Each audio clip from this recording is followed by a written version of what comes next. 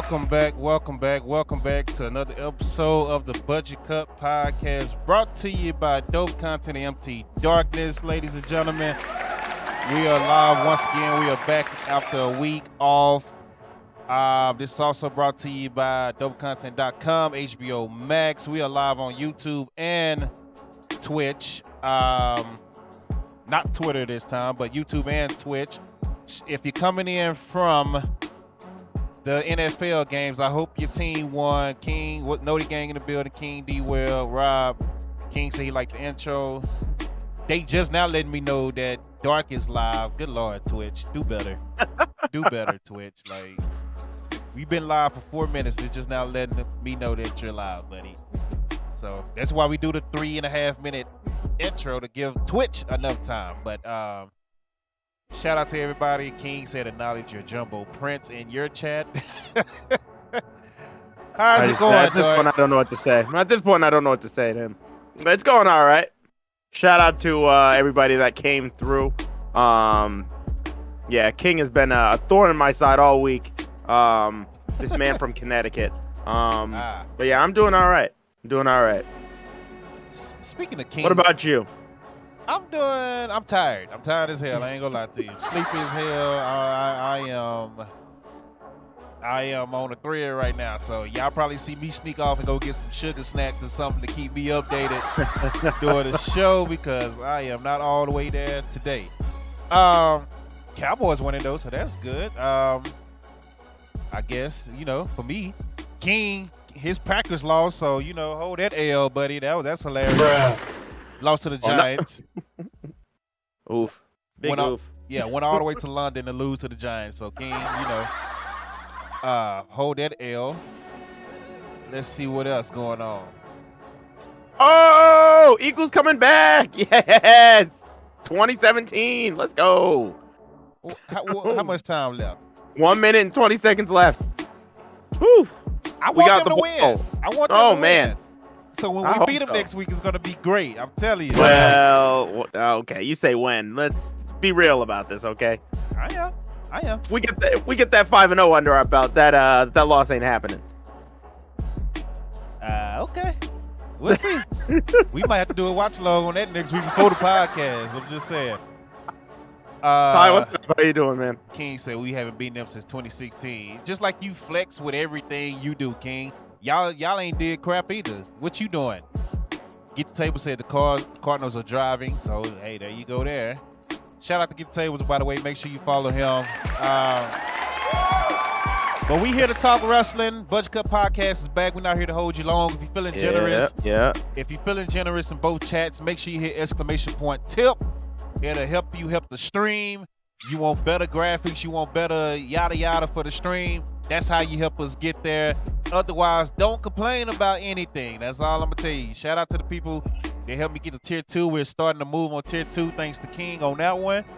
And let's get into it. I guess we're gonna start with Bound for Glory and go ahead and get that out the way, because their biggest pay-per-view was done on a Friday during the same time as SmackDown, which was very odd. It threw me off. It really threw me off. But let's get right into it. Brian Myers, the digital media champion, did an open challenge, and it was answered by none other than Freaky Dirty Dango, ladies and gentlemen. Fandango is back. So, shout out to him. In the meantime, he's been wrestling in Maine, too. So I thought that was really dope, finally seeing him up in Impact. That's really cool. Yeah, so he lost, but, Hey, it is what it is. Yeah, at least he's back. Dirty Fandango loses to Brian Myers, clean in the ring. Brian Myers is still the digital media champion. He hit him with the roster cut, which is his finish move. Really, it's just a clothesline from hell. That's all it is. Poetic Beauty, how you doing? My YouTube is, if you're watching on YouTube, click the like button. Help YouTube spread the word. We got the YouTube partnership back. So let's get that word spread back on YouTube now. Moving on, Raven is inducted into the Impact Hall of Fame by none other than Tommy Dreamer, his biggest rival. Speaking of rival, we're going to be talking rivalries later on tonight. The most underrated rivalries. in history. But Raven he's now in the Impact Hall of Fame, so shout out to him. And then started off with the X Division Championship in a shocker. Mike Bailey loses to Frankie Kazarian. Frankie Kazarian is the new X Division champion. Shout out to Mike Bailey because this was a amazing run that he had with this X Division title too. So yeah, I'm still mad he lost. I ain't gonna lie. A lot of people were. Yeah, I'm still mad that he lost. Moving on, Mickie James. She is on her "if I lose a match, it'll be my last match" tour that she's doing right now. So she's on that Ric Flair's tour. Yeah, exactly. Yeah, there you go. So, Mickie James took on Mia Yim, which was a very good match. I did see that match. I didn't see the whole show, but I did see that match. Mickie James got the win, so that was a nice match. She kissed her on the top rope, ladies and gentlemen. So, hey, shout out to Mia Yim and Mickie James getting their smooch on in the middle of the ring, ladies and gentlemen. But moving on to Knockouts World Tag Team Champions, VXT, which is Deonna Purrazzo and Chelsea Green. They took on the Dead Dolls, Taya Valkyrie and Jessica with Rosemary. And we have new women's tag champions as the Dead Dolls got the win. So there you go. Taya is now a champion again in Impact. There you go. Impact World Tag Championship, the Kingdom, which is Matt Taven and Mike Bennett, took on Motor City Machine Guns. And the Kingdom did come out with the win, so they are still the champs. So there, hey, Mike Bennett, shout out to Mike Bennett, restarting his career basically in Impact, going back to Impact again and, doing his thing. So shout out to him. We had the Call Your Shot Gauntlet, which the winner earns a title shot of their choosing anytime, any place. So a lot of people came out. Eric Young, it was the return of Taylor Wilde. It was the return of Matt Cardona. Tommy Dreamer made his way to the ring. And then Bully Ray from former Impact champion, current busted open host, made his way to the ring. Crowd, stood up and got on their feet for him and did their thing. And Bully Ray ended up winning the match. So what, you got any thoughts on that, Dart? My thoughts are that Philadelphia is 5-0. So congratulations, round of applause. Because that's shit that we like to see here on the Budget Cup podcast. I just laughed. I laughed at this. I've never had a problem with Impact's booking. I've always thought that they were pretty progressive in terms of their booking, because they do a good job at pushing their stars and making new people. But I felt like this was kind of backwards. But I guess this is just going to be a placeholder match because if what's his name loses this match, if Josh Alexander loses this match to Bully Ray, that'll be a real problem. Yeah. Philly, well, yeah. Fly, Eagles, fly, baby. Yes. Bruh. That's what's up. Anyway, Michael Parsons just got the sag, and now the Cowboys are winning as well. Game over. We will see y'all next week. Goddamn. We will see y'all next week, Philly. We about to have the same record next week.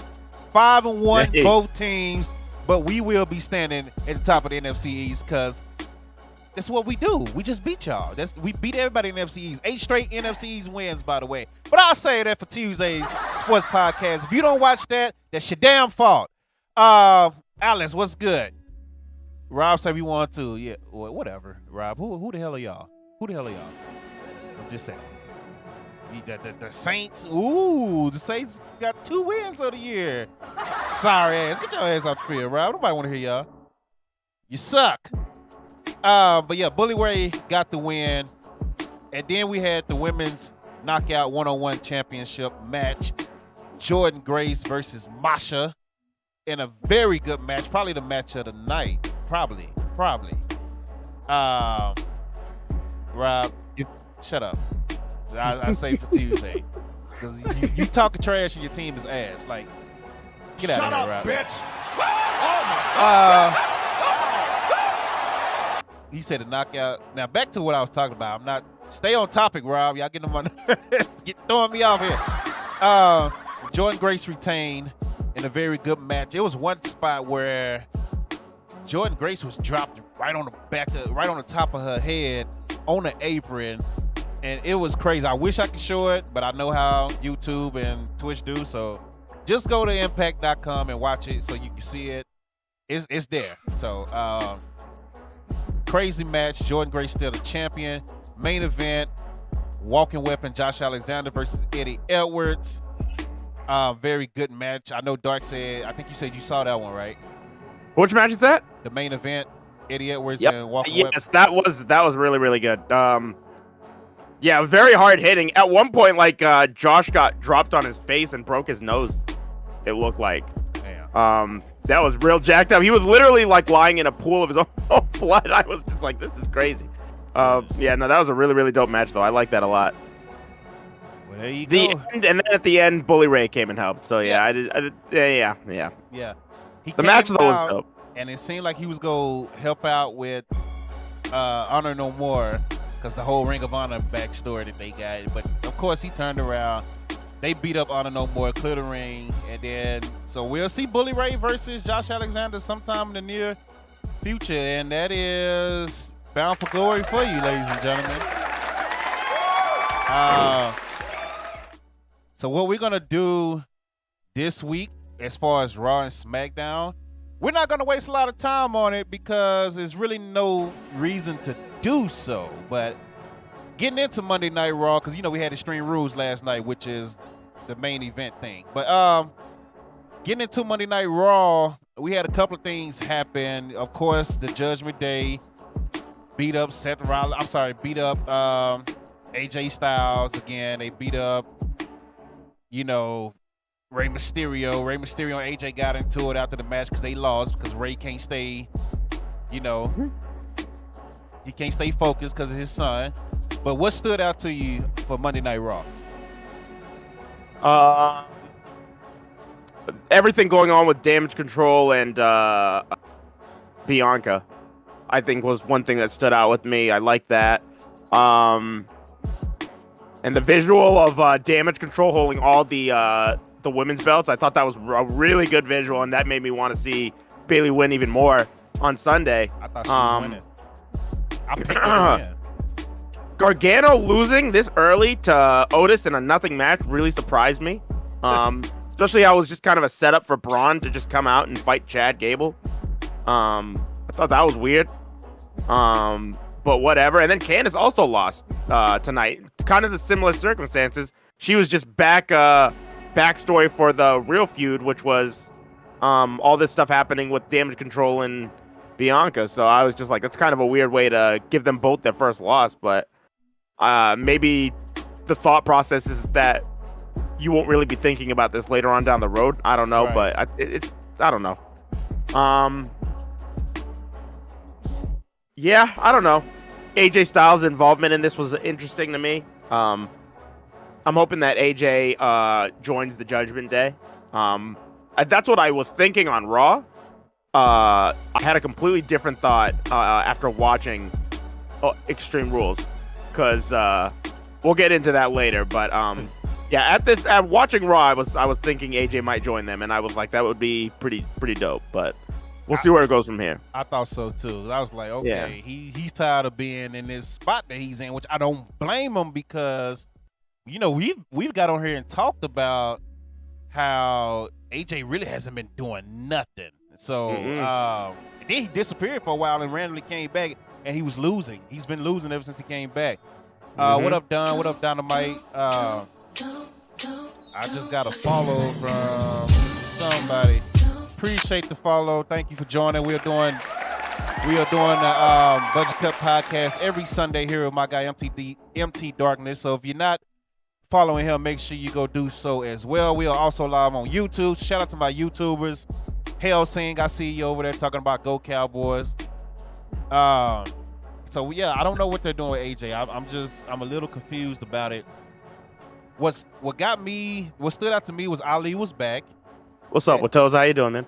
Go ahead. Ali, put on a good showing. Like, even though he lost to Bobby Lashley for the title, he didn't tap. Like, Bobby just had to put him out. So they made Ali look strong in the loss. Ali is steady showing that if you give him opportunity, he can go. He can go. Just let the man go. He can talk. We all know this. So we'll see what the plan is with that. Bobby gave him respect and love on Twitter afterwards as well. So I'm curious to see what they're gonna do with Ali. AJ said I was at Extreme Rules. That's what's up, AJ. Once we get into it, let me know what you thought about it. And also, I know the format is different. It looks different. We're using different software. You can still join the show. All you gotta do is let us know in the chat. I can send you the link, and it's directly through Twitch now because this is a Twitch software that I'm using. So you can actually join the show still and talk with us, Or if you want to do Discord call, you can do that as well, which it'll probably be easier to do that. So just let us know. All right, what's up, bro? How you doing, man? Yeah, and we'll get you there. AJ said he was happy when Bray Wyatt showed up. Yeah, I'm sure everybody was. We know Seth Rollins got a title match tomorrow with Bobby Lashley. Let me ask you this. Bobby Lashley, yeah. When the part backstage when Alexa Bliss was like just staring at the camera after Asuka got beat up, got jumped by Bailey's crew. I can't remember their name right now. Damage Control. Damage Control. Did you think that she was like low key turning dark again? Hope not. With hope the not. With the eyes, hope and not. The way she was looking. Oh, hope not. I'm not even gonna. I don't even want to speak that into existence. I hope not. That shit was ass. I hated it. Man, everybody was just like, I love Alexa Bliss. This is so good. I was the one that was just kind of sitting back and waiting for it to be good. And I waited all the way until WrestleMania, and it was ass. I don't want to see that ever again. I don't want to see that. I'm all set. It was bad. The payoff was horrible. Months of it. So we had months of that for nothing. I don't want to see that ever again. Nah, I'm good. I hope not. Oh man. You think this injury to Montez is real or is it part of a storyline? It seems real. I don't know where I read it, but it seemed like it was a real injury that he has. So, which if that's the case, this would be great for Dawkins. Because Dawkins had a really good showing on Raw. With Solo, yep. With Solo, yeah. This guy, he has if this injury is real, then he has a really good chance to show that he would be great as a singles competitor as well. Because my fear has always been that if they split these two up, he's gonna be Shad. Right. Like when they split up Crime Time. Nobody. Well, no. Shad was actually going over though on JTG. JTG is the one that got pushed down. I don't even remember what happened to Shad then, because I feel like both of them just got dropped real quickly. Yeah, after he beat up JTG, then he went down, and then they were both gone. Yeah. So, let's see. Nothing else really stood out to me on Raw. You got anything else on Raw? No. Nah, nothing. Yeah, so again, like I said, we're going to be moving fast through all of these. There's no need to... NXT don't have nothing to do with the main roster, so I'll give you a quick rundown of that. But Raw and SmackDown, no need to waste time. So that's Raw in a nutshell.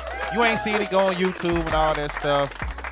Rob said y'all had Crime Time, I had Prime Time Players. I had both. I seen them both. You just young as fuck. Like, get out of here. Enjoy it. Yeah, enjoy it, because it's going to go by fast, buddy. But let me see if I can get the results for NXT. You know what? I probably really ain't even gonna go into NXT that much either. It was weird shit. So yeah, let's just do it the same way. What stood out to you as far as NXT? We had Pretty Deadly get attacked and end up setting up a match with the Brawling Brute. So that was worth something. That was a tag match right there. That was a tag match. That was a tag match, and it did happen. Who did Carmelo face? Oro. That was that was good. That was a good match. I like that. Yeah. And then nothing. I can't think of it. What you? I thought NXT. I don't know. I thought NXT was just. I don't know. Nothing really stood out to me this week. You can't think of Apollo Crews coming from under the ring like the Fiend Bray Wyatt with the bloody eye, dragging Louise. dragging what's his name under the Grayson Waller under the ring with him, and then now Grayson Waller come out with the bloody eye. Yeah, Von Wagner did defeat Andre Chase to qualify for the North American title ladder match. Wendy Chu defeated Lash Legend. I didn't like this. I didn't care for this outcome at all. Nikita Lyons and Zoe Starks defeated Toxic Attraction to become #1 contenders for the Women's Tag Championship in NXT. The Hollywood Havoc stipulation was decided on the Grayson Waller effect between Roxy and Jade. What's the last name? Correa? Is it Correa? Jade. Hey, Cora? No, Cora Jade. I'm sorry. Cora Jade. Cora Jade. Bro, I'm sleepy, dog. I told you, bro. Cora Jade. And the best part about that segment was they just kept arguing over him. And Grayson Waller like, would you just shut up? If you both shut up, this is my show. And the crowd was like, yeah, tell the women to shut up, Grayson. Like, it was funny, but Grayson did take control. I was like, you know what? I appreciate that. That was Rob saying Nikita Lyons want me. Man, I'm finna block Rob. That's what we finna do. Rob gonna have to comment on YouTube till I'm block him over there. Julius Creed defeated Duke Hudson. Zion Quinn beat Hank Walker, so nobody cares about that. Main event, Pretty Deadly and the Brawling Brutes went at it. Very good match, but Pretty Deadly is still the NXT Tag Champions. What do you think about the changes made to the arena? Minor changes, but changes made to the arena. Yeah, I thought it was okay. I was hoping for more, but I don't know. Maybe bit by bit we'll get back to where I want it to be. But yeah, it still looked like 2.0 to me, except it was just different colors now. It was less Nickelodeon and more like Nick at Night is what we got going on right now. So did you see the Damon Kemp promo? No, I did not. No, how was that? Was that bad? Dude, terrible. Okay, so this is what I tweeted. I said I feel like I'm watching a storyline on WWE 2K My Rise. Like that's exactly how Damon Kemp sounds, and that's how he talked. That's how his verbiage, like his cadence, everything, all of that was just like. You would think that he did the voiceover on 2K. Yeah, he might have. Like, I was like, bro. And then the way he was moving, you know how 2K, when they say something, they'll stand still. And then when they say something, they just start, yeah, and start moving like that. That's what he was doing. And I was he's on that top 10 right now. I can see what you're talking about. Bro, that was horrible. I was like, if you don't get this shit off my TV, bro, I didn't like that at all. I ain't gonna lie. That was a horrible promo back and forth with him and the Creed brothers. NXT was a decent show. It was like 2 matches that stood out for me that I liked. Other than that, NXT was meh. The last 2 weeks of NXT has been very meh to me. Maybe because I was looking for more of a change, you know, right away once the black and gold came, or the black and gold and white, whatever you want to call it. And it's just like they moved the barricade back so the wrestlers have more room now on the floor. And then they moved the table back to the right side of the ring. Or if you walk into the ring, it's the back side of the ring. So whichever way you want to look at it. But other than that, I mean, you had Wesley come out and attack Carmelo Hayes. That's cool because that's going to be a fire match whenever they fight. It was just meh. It was just a whole lot of meh in NXT. So, yeah. Moving on, that's NXT in a nutshell. Let's get right on to AEW Dynamite. All right, AEW Dynamite. So before we get into Dynamite, we should talk about everything that happened earlier on in the week. Yep. So it was either Monday or Tuesday. Andrade had a interview, and it was transcribed, and he was going into detail about the time that he what was it? That he and Sammy were talking backstage, and Sammy was discussing how Andrade hit him too hard, And it kind of never got settled or something along those lines. But he was not being a fan of Sammy. He was talking down to him a lot, not using great language to describe Sammy. He was just being yeah, he does not like Sammy. Who does? So Sammy, so Sammy sees that and he tries to defend himself, saying that he wouldn't have gotten into the company without his father-in-law. And this, that, and the third. Andrade starts clapping back at him. Sammy claps back again. Andrade says, "Wait till I see you Wednesday." They get there on Wednesday, and Andrade is just there waiting for Sammy, and he starts throwing punches at Sammy immediately. He gets told to leave. It comes out later that people are speculating that Andrade is trying to get out of his contract, go back to WWE, and this is why this was happening. But Sammy was not punished at all. Seemingly didn't really do anything at all. Everybody's been on Sammy's case, and I understand and I get it, especially with the Eddie Kingston shit. In this instance, I don't really blame Sammy for anything. It didn't seem like he really did anything wrong here. He's the common denominator, though. Like, but Andrade. Why did Andrade say that in the first place? Why did Andrade try to start that in the first place? Didn't they ask him about it?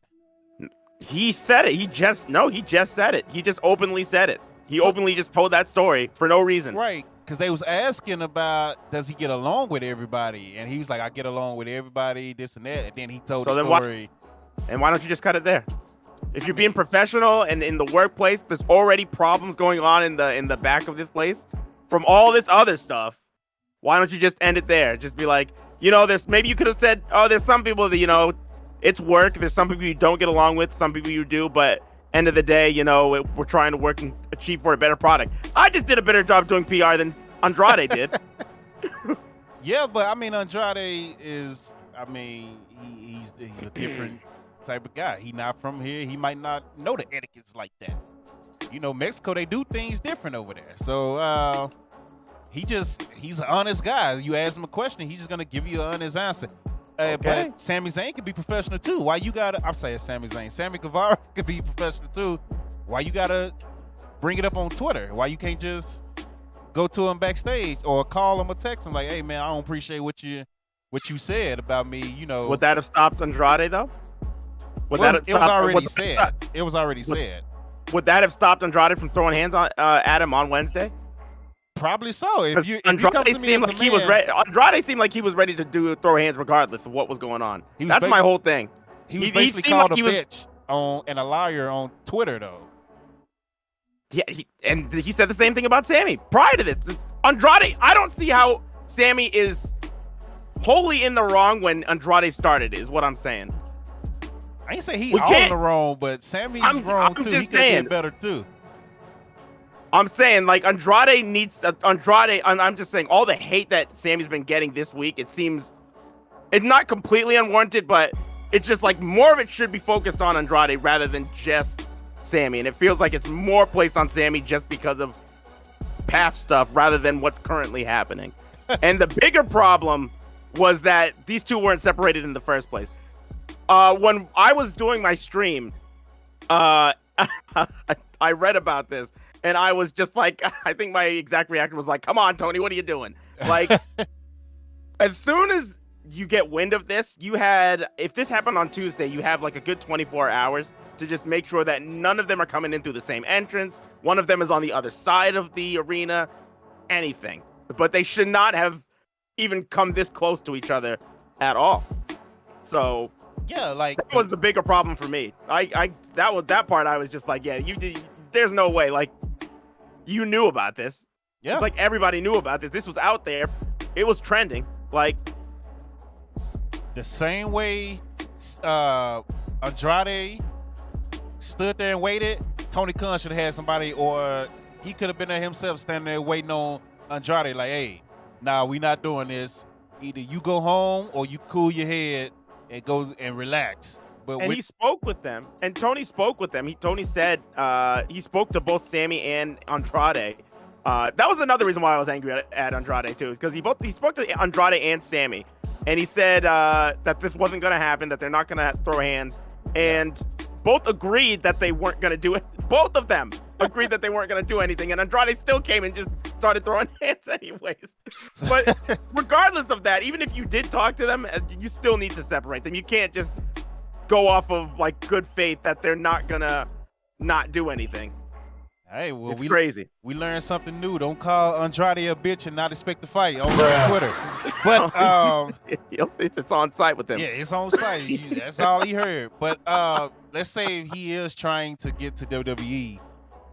Do you, under Triple H? Let me say that because not Vince McMahon. Do you really blame him for trying to go back and work under Triple H?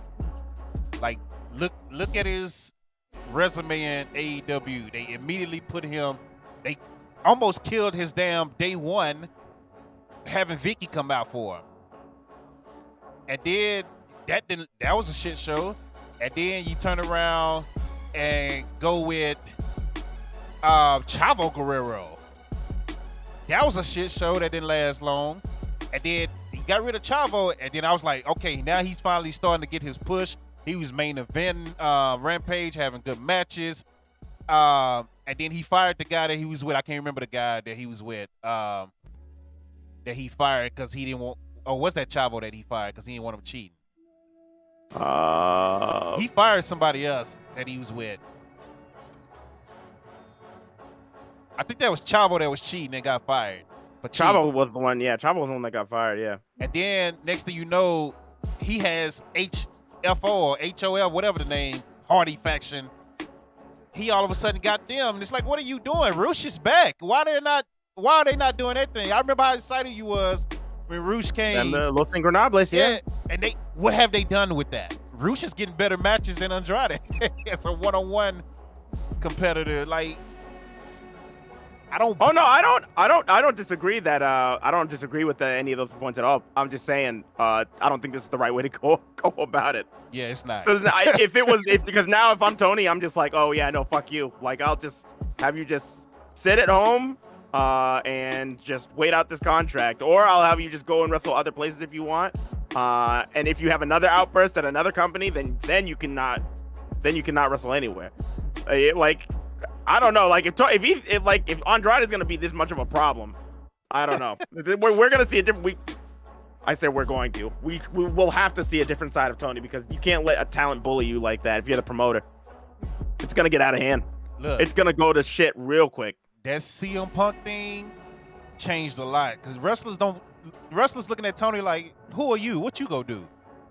So yeah, Tony better get it under control very fast because. Now his employees don't really care about what he got to say. So, he ain't gonna do shit. He ain't gonna do shit. That's how they look at it now. But how long does Andrade have left on his contract? Did he sign a 5-year or what type of deal did he sign? I don't know. It's multiple. It's years though. It's like multiple years. That was stressed. So that's why he's trying to get out of it. So, right. Speaking of, he's got a while. Speaking of deals, Moxley with another 5-year extension. Shout out to Mox. Yep. That boy said he ain't going nowhere.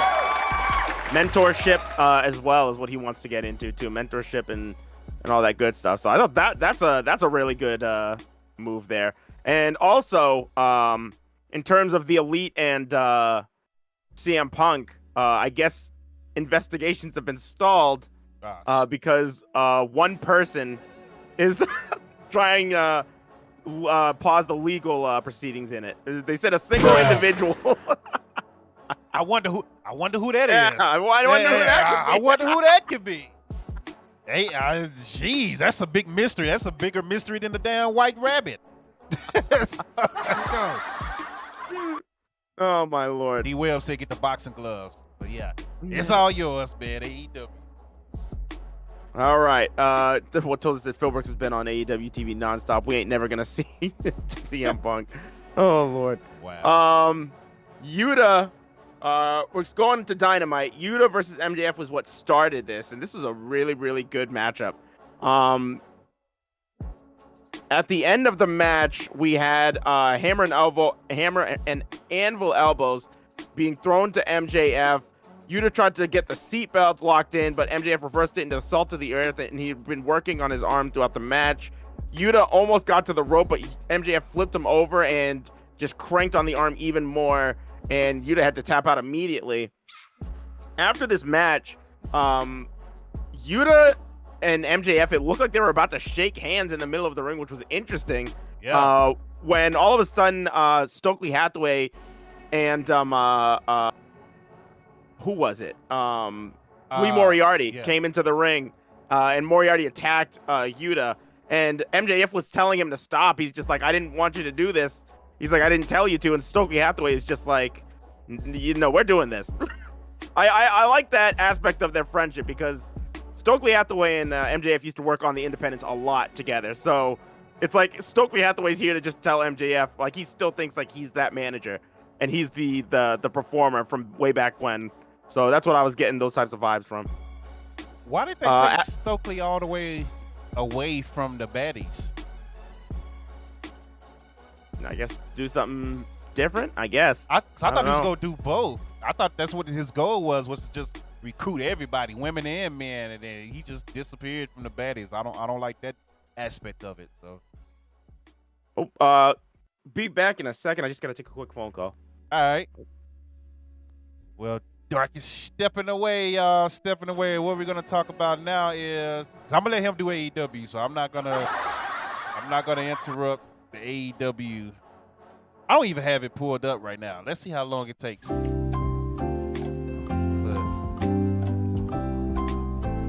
we about to find out that Dark is about to become a millionaire. That's a big time call right there. That's what we about to.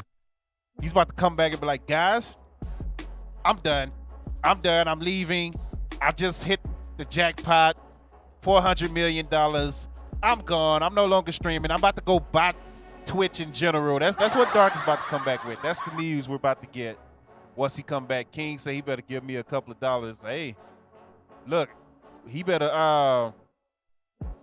help this gift card thing that not this gift card, this graphics card that we're trying to do here. Hell. Rob said, take us with you, Dark. Yeah, I don't even have AEW pulled up because he always do it. I don't know. How you guys doing? How's your day going today? I know King team lost, the Rob team got the win. Rob, I can tell you now, you're not winning a gift card this week, because I've been hitting on my games. So, besides the stupid Jaguars, thanks, Tony Khan. Bruh. Thanks, Tony Khan. Your Jaguars lost to the freaking Texans, of all people. Sammy Guevara must have been in the locker room. Shots fired at Sammy. That's why they lost. They probably brought Sammy Guevara to the locker room. Yet, I heard that Taysom scored 4 touchdowns with that. He didn't even catch the ball. So, like, what happened? What did he do? Dynamite say F the Packers. Did I get an update on the shirts? Only thing that I've got is they haven't been sent. They haven't been delivered. That's the only notification I got. So, who won for me? I should have picked the Cowboys, but I didn't because I didn't think they were going to win. Chargers won. Vikings won. I picked the Giants. Giants won. I picked the Jets. Jets won. I picked the 49ers. The 49ers won. Just go. You'll see it. It's on the replay, and I'll post it. I got to see what Tony picked, too. I picked Tampa Bay. They won. I think I picked the Cardinals just out of pure hatred for the Eagles. Trying to see. Who else? I don't know. This is a long damn phone call, dog. I would have went on and... Hold on. Let me pull up AEW there. I didn't know it was going to take this long, y'all. Hold on. I'll pull up Dynamite. Hold on.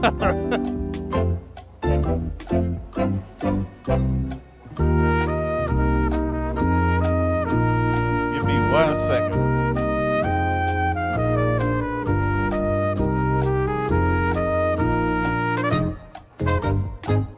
Oh, right on time. What happened? The Jeopardy song just ended. You sat down. Perfect timing. shoot. Oh, There you go. Oh man, that is funny. All right. So up next we had Jay Lethal and Darby Allin. This is a really good match. It came to an end when Jay Lethal and Darby Allin, or before the match came to an end. Satnam Singh and who was it? Sanjay Dutt came out, and they were gonna try and attack Darby Allin, but Jay Lethal told them to stay back and told them he could handle it. Then they traded like a crap ton of roll-up reversals and stuff, and Darby Allin ended up getting in the Last Supper for the win.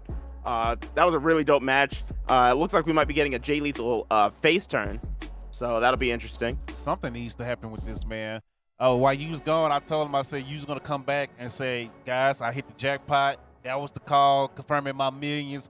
I'm about to buy Twitch, and I'm off the show. That's what I thought you was going to come back. Yep. So everybody waiting. Streams like, over. Yeah. Everybody was like, all right, man, take us with you, Doug. Take us with you, Doug. Big time. Yeah. Call me Big Money Dark. That's what you're going to call me from now on. There you go.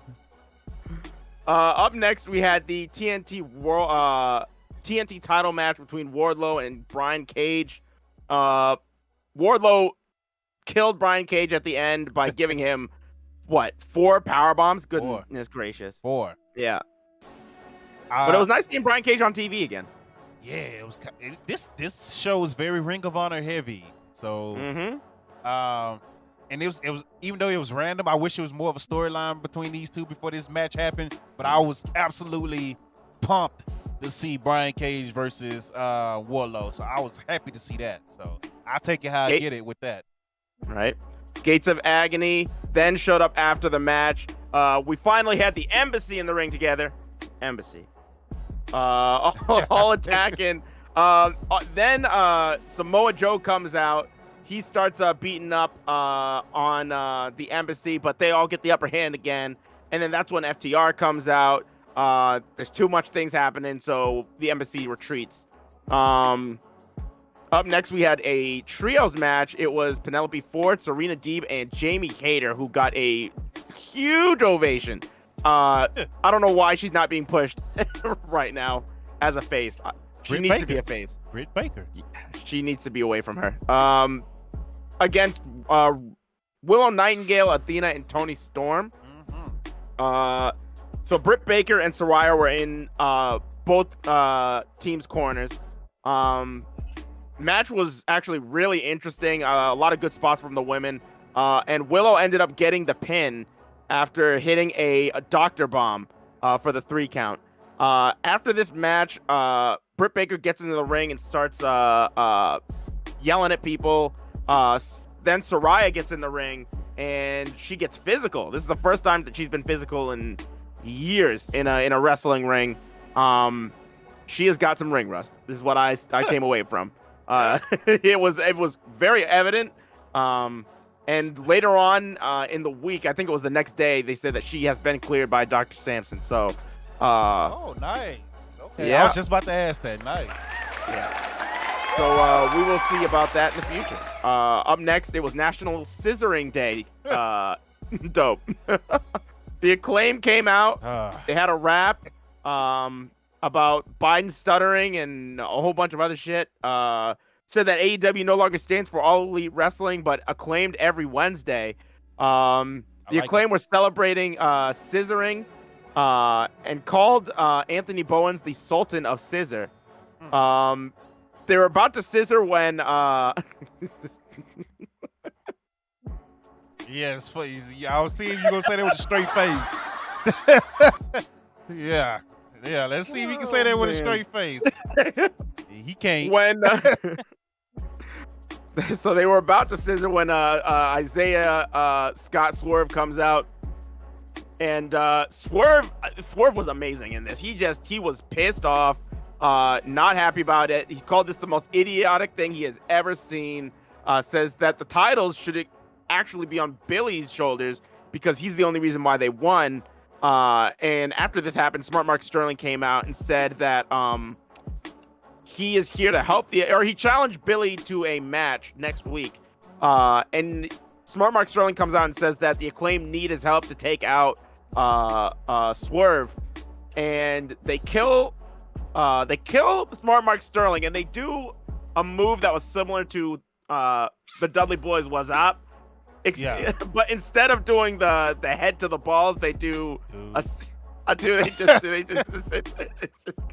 Bruh, I was like, this whole segment, good lord. Oh man, somebody's gonna get hurt. I can tell you right now, somebody's absolutely gonna get hurt doing this. Dude, I get nervous when they do the scissors all hard because they go in so hard. I'm like, stop, somebody go break their finger one day going, all right. Yeah, I get mad, yeah, all right. Jeez. So Billy Gunn accepts the challenge, and then it ends with scissoring. So that's this is just crazy. Tay Conti and Anna JAS interrupt Madison Page and Sky Blue. There's gonna be a tag match on Rampage. Roosh had a match against Hangman Page. This match was insane. Go and watch it if you haven't seen it. It was really, really good. Hangman won. After the match, Private Party came out, and it looked like they were about to jump Hangman Page, but then Moxley came out to the ring. He gets into the ring, and he starts like running down Hangman Page. He's about to leave when Hangman says, "Why are you running? Let's fight right now." Something along those lines. And then he gets back in the Moxley gets back in the ring, and he's just like, "You young guys are always saying stupid shit that's getting you in trouble." He said, "That's the last time I'm giving you. This is the only warning you're getting, and the next time you won't have one." And he walks away, and everybody caught that reference immediately. I was just, Moxley does not give a shit. I was just like, yeah. I was about that. After this, we have Luchasaurus kill Fuego del Sol. Then we have the main event. After Fuego del Sol was murdered, Jungle Boy came out, cracked Luchasaurus in the head with a chair twice. And Luchasaurus wanted to leave, but Christian would not let him. Yeah, there's going to be a match. I think they're going to Canada next week, right? Yep. So next week in Canada, it's going to be Jungle Boy versus Luchasaurus. AEW's schedule is crazy because we have Jericho and Danielson in Canada next, and then the week after that, we'll have Hangman Page and Moxley for the title. Oh, dang. They are booking like in advance. Like, good lord. Main event: Chris Jericho and Sammy Guevara versus Bryan Danielson and Daniel Garcia. The crowd hated Sammy Guevara. Fuck you, Sammy chants. Same old shit chants. When Sammy performed a move, they would just say, "Seen it all." Same old shit. Sammy was just not feeling any of the love. Didn't matter because Sammy still got the pin at the end of the match. Won for their team. Yeah. Barry, real quick, thank you for the follow. Appreciate you coming through. Make sure you follow my guy, MT Darkness, as well, as we do our not watch-alongs, but the podcast. Budget Cup podcast every Sunday. So thank you for joining. If you're not on the YouTube, follow both of us on YouTube as well. I am 10 away from 1,200, I believe. Yes, 10 away from 1,200 on YouTube. So let's get there. And once again, thank you. Yeah, the main event was, I didn't like the finish at all. But yeah, that was Dynamite. So what were your thoughts on Dynamite? Didn't like the finish at all. Sammy didn't take. If Jericho would have got the pin, I was cool. I would have been cool because that's what they're doing. Jericho is hot. Jericho is the Ring of Honor champion, and this show was Ring of Honor heavy. But you pinned your Ring of Honor. What is he? Your champion. What? Peer champion. Yeah, you pinned your peer champion with a guy that is hated. And it really did nothing for nobody. It didn't. What does it do for Daniel Garcia to lose to Sammy Guevara? What does it do for Jericho? Program. That's all. All this does is build programs. Because Chris Jericho is now going in with a win against Bryan Danielson. Bryan Danielson got put through a table twice. That was painful as hell. Jericho tried to put Danielson through the table the first time and he missed. So Danielson went through the front of the table, but his back just cracked against it and the table partly broke. That's how hard he went through it, and then Jericho just put him through it again. I was like, I was like, Jesus.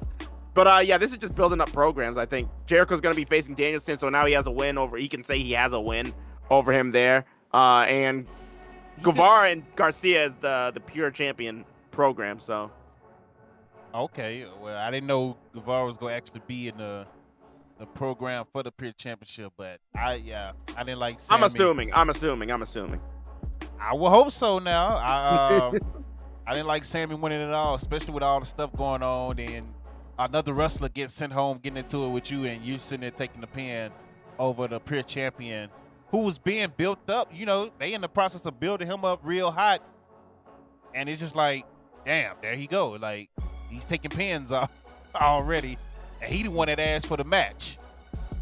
So, and not to Jericho, he took it to Sammy. So that didn't do it for me at all. I didn't like that. I was like, who is this helping?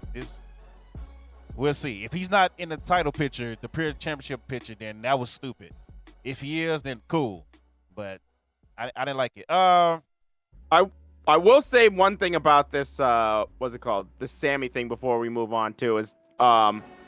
Somebody backstage pointed out the fact that it was it seemed like a little bit of a double standard that in the Elite CM Punk issue, everybody that was involved, even though Punk threw the first punch, right, everybody got suspended. Right. But in this scenario, Guevara was not suspended at all. I don't know if this is because Guevara didn't touch Andrade or what, but they chose not to put Sammy, not to suspend Sammy, and to also give him the main event win. So that has to just be pointed out. So that's what I'm saying. And then he got into it with Eddie Kingston, and Eddie was sitting home by himself.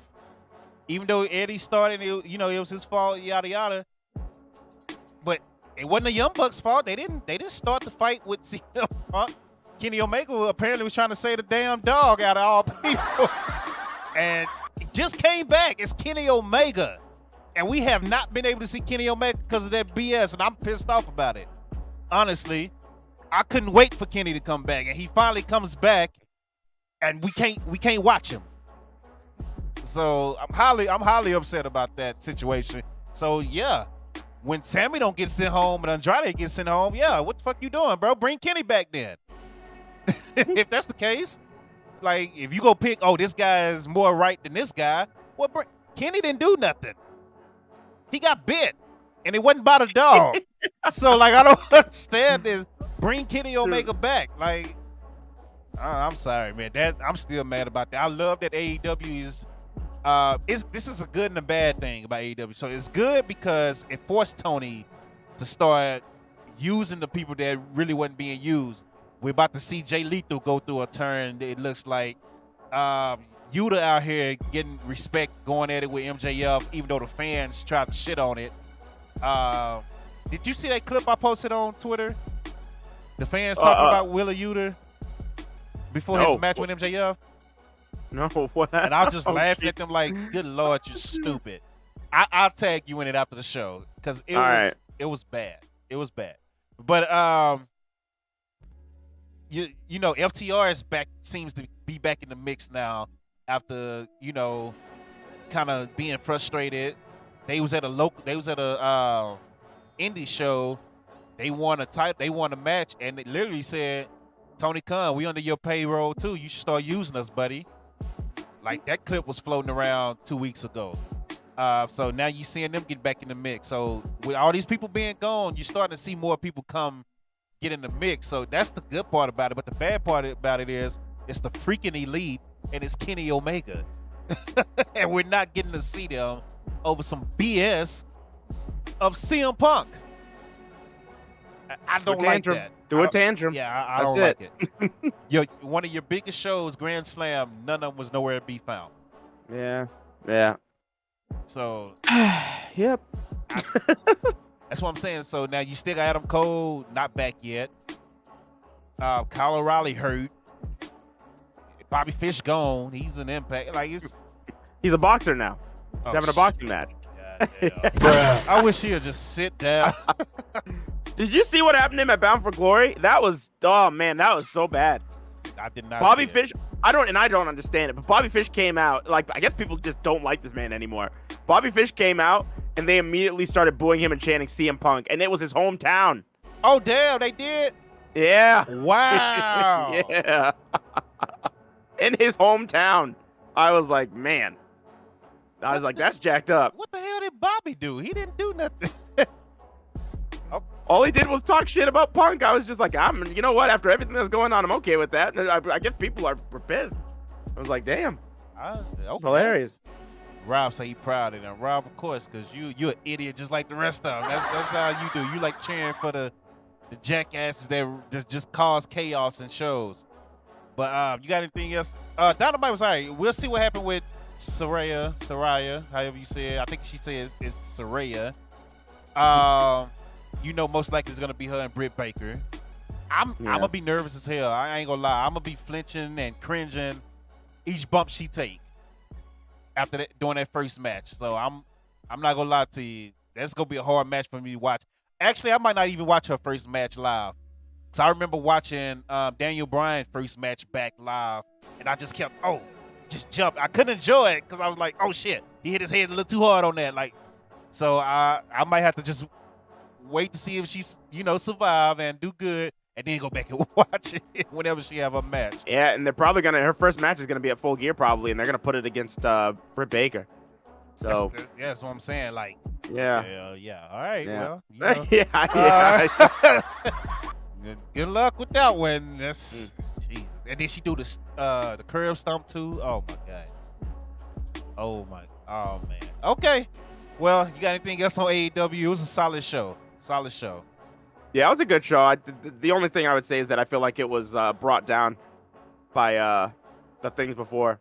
It was just like how in the week prior, where with all the stuff with the Elite and CM Punk coming out of All Out. Yeah. I mean, they had a really good show going into it, which kind of helped. But this week, it's just like now when there's fights backstage, everybody's just like, nobody's speculating if this is going to be turned into an angle or anything. Everybody's just like, Jesus fucking again. Yeah. So I thought that kind of hampered the show, but that's it.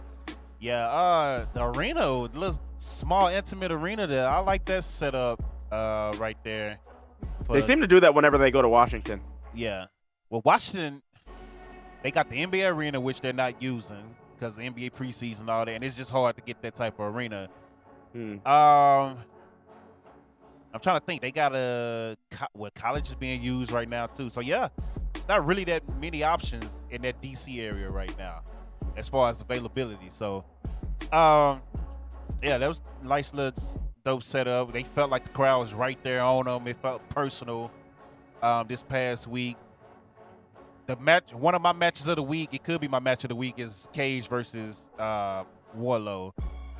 Two guys that size doing the stuff they were doing is just crazy. So, but good show. Let's get into SmackDown. We're not gonna really cover everything on SmackDown. It started with Triple H coming out. We got a QR code on the microphone while he's talking, and right at the end he turns the mic and there's a QR code. I instantly took my phone out this time and scanned it, saw it. It basically had a white rabbit hopping to the X, which is Extreme Rules, and he kind of just disappeared. And then it actually put the date of Extreme Rules, so they let you know that he was coming. The white rabbit was coming at Extreme Rules, so it was no more speculating and when is he coming and all that. They told you. They told you first thing Friday. Triple H welcomed the crowd to a new season of SmackDown. Bloodline. Let's get into the Bloodline. What is going to happen? What is this? Where is this leading in your mind with the Bloodline? Or they go all turn on Sammy eventually? Is Jay gonna decide that he wants to finally do what I've been telling his ass to do for a year and a half now, and turn on Roman and get your revenge on Roman? Like, what's about to happen? I think that so what? There's going to be a 5-on-5 War Games match, right, with Sammy. I think that something's gonna happen. Either Sammy's gonna get the pinned, or something's gonna happen with Sammy that's gonna cause the Bloodline to lose, and then I think we're gonna get some real mafioso shit like on that SmackDown where we'll come in and Sammy will just be super nervous, like he thinks something like went wrong, and the Bloodline will act like everything's fine, everything's great. Main event segment comes out. They all talk about everything, and they just murder Sammy. They just kill him. And I think that's how this is going to end. But right now, I think we're still waiting until Survivor Series. I'm trying to right now, like, Sammy's like the best guy in the group right now. Like, Roman, he's like Roman's hand, like, right now. That's the problem. That's why Jay is mad, because Jay has been known as the right-hand man for damn near 2 years. Yeah. And it's like Sammy just comes in and instantly Roman was like, I like you. Go do this for me. Jimmy accepts him with no hesitation, doing a damn handshake and all that back and forth. And then you got it's just the windshield wiper handshake they got going. And then you got Solo come in.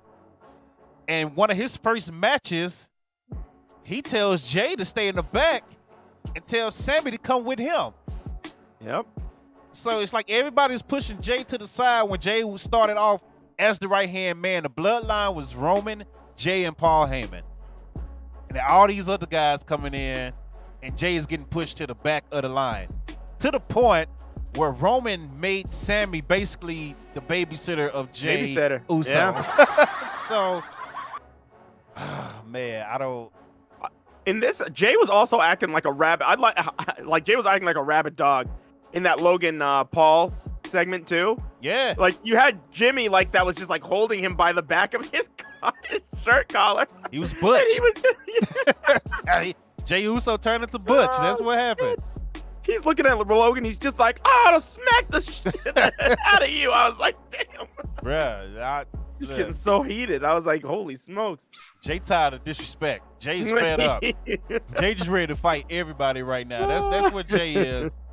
Let's see if we can make a prediction. Who would the bloodline fight? Like, name the 5 people you think it would be against them. I know Kevin Owens got to be one of them. Yeah, Kevin Owens, we agree. That has to be in there. Has to be in there.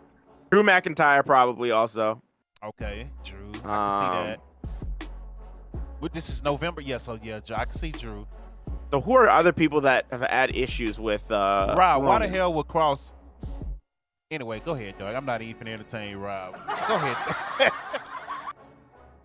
So Drew McIntyre. Who on Raw has had an issue with Roman? Or maybe Usos. the Street Profits. Street Profits, yeah. So that's 4. And then Alice said Nakamura. Nah. What's the deal with him? Like, where is he at? Like, I don't. He was on SmackDown, or no, not this week. He was on last week. Never mind. Yeah, he was there last week when they were doing the pose. He just showed up for like, 5 seconds and left. Right. Maybe because Scarlett left the timer around the bloodline twice. It don't matter. Why would he team up with Drew McIntyre, bruh? Or like, he's a heel. Why would they put him in a match against other heels? King said Braun got to get back too. What is Braun doing? Braun had a match recently. Yeah, he had a match against him and the New Day versus who did they go up against? Let me see. Hold on. Oh, it was the Usos and Sami Zayn, so maybe. Rollins. I don't know about Rollins. Nah, Rollins about to win that U.S. title tomorrow, and he about to have that story. Yeah, I can't think of the 5th person. I feel like you would have 3 singles competitors in a tag team. I just can't think of who the... Well, will the Street Profits even be a part of it if Montez is actually hurt? I don't know what that was, but listen, I was about to ask you, who would you put? Would you put the New Day? No, I just they'll probably be put in there. I personally, I don't want to see them in there, but they are doing something right now with them. So because they're about to match their title records. and about to become the longest reigning champs in like 20 days. Oh, okay. Which So you might. which is mind-boggling to me that we didn't have a tag title match last night at Extreme Rules. Oh, we didn't. You're right. Well, we had a 6-man. A 6-man tornado. Don't care. We didn't have a tag title match.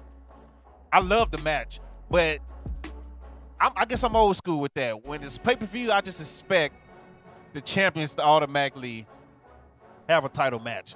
I understand Roman is not going to be everything, so I wouldn't even bother about that. But it was no bloodline, no U.S. title.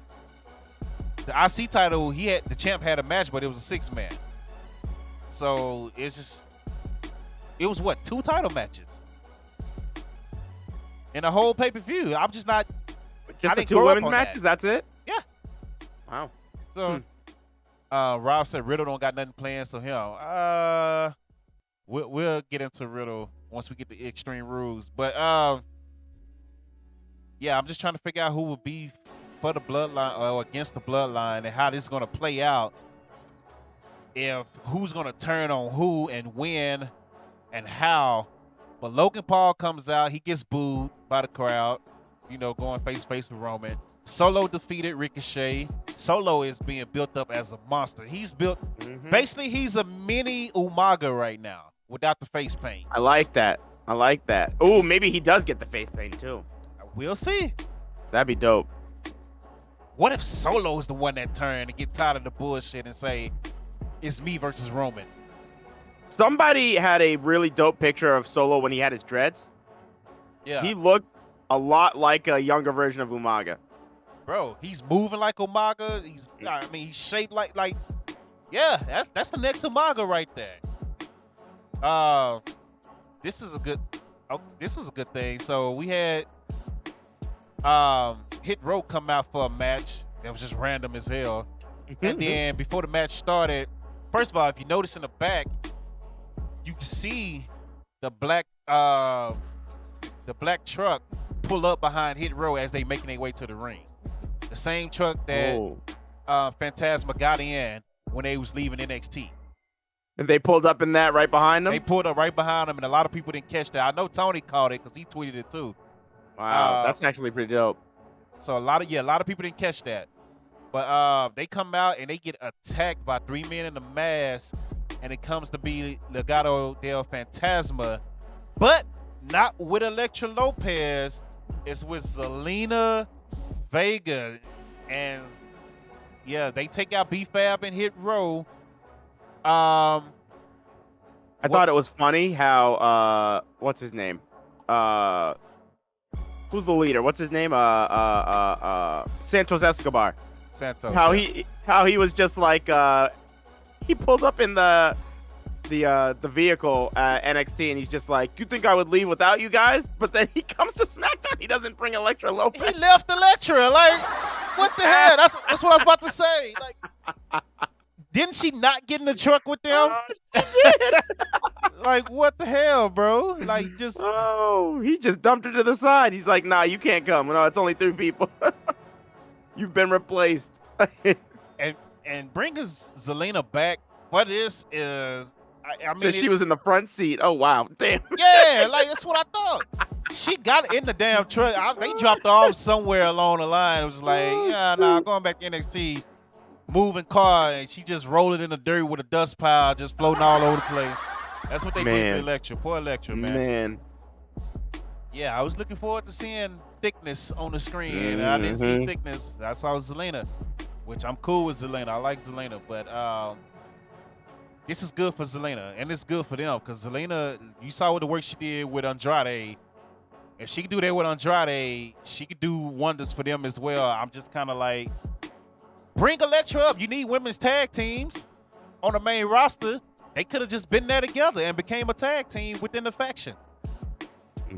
Instead, we getting Raquel Rodriguez teaming up with another random person, and now they're about to go after the tag. That was weird as hell. What? Was there a reason why Aaliyah was not there, or why she had just been replaced?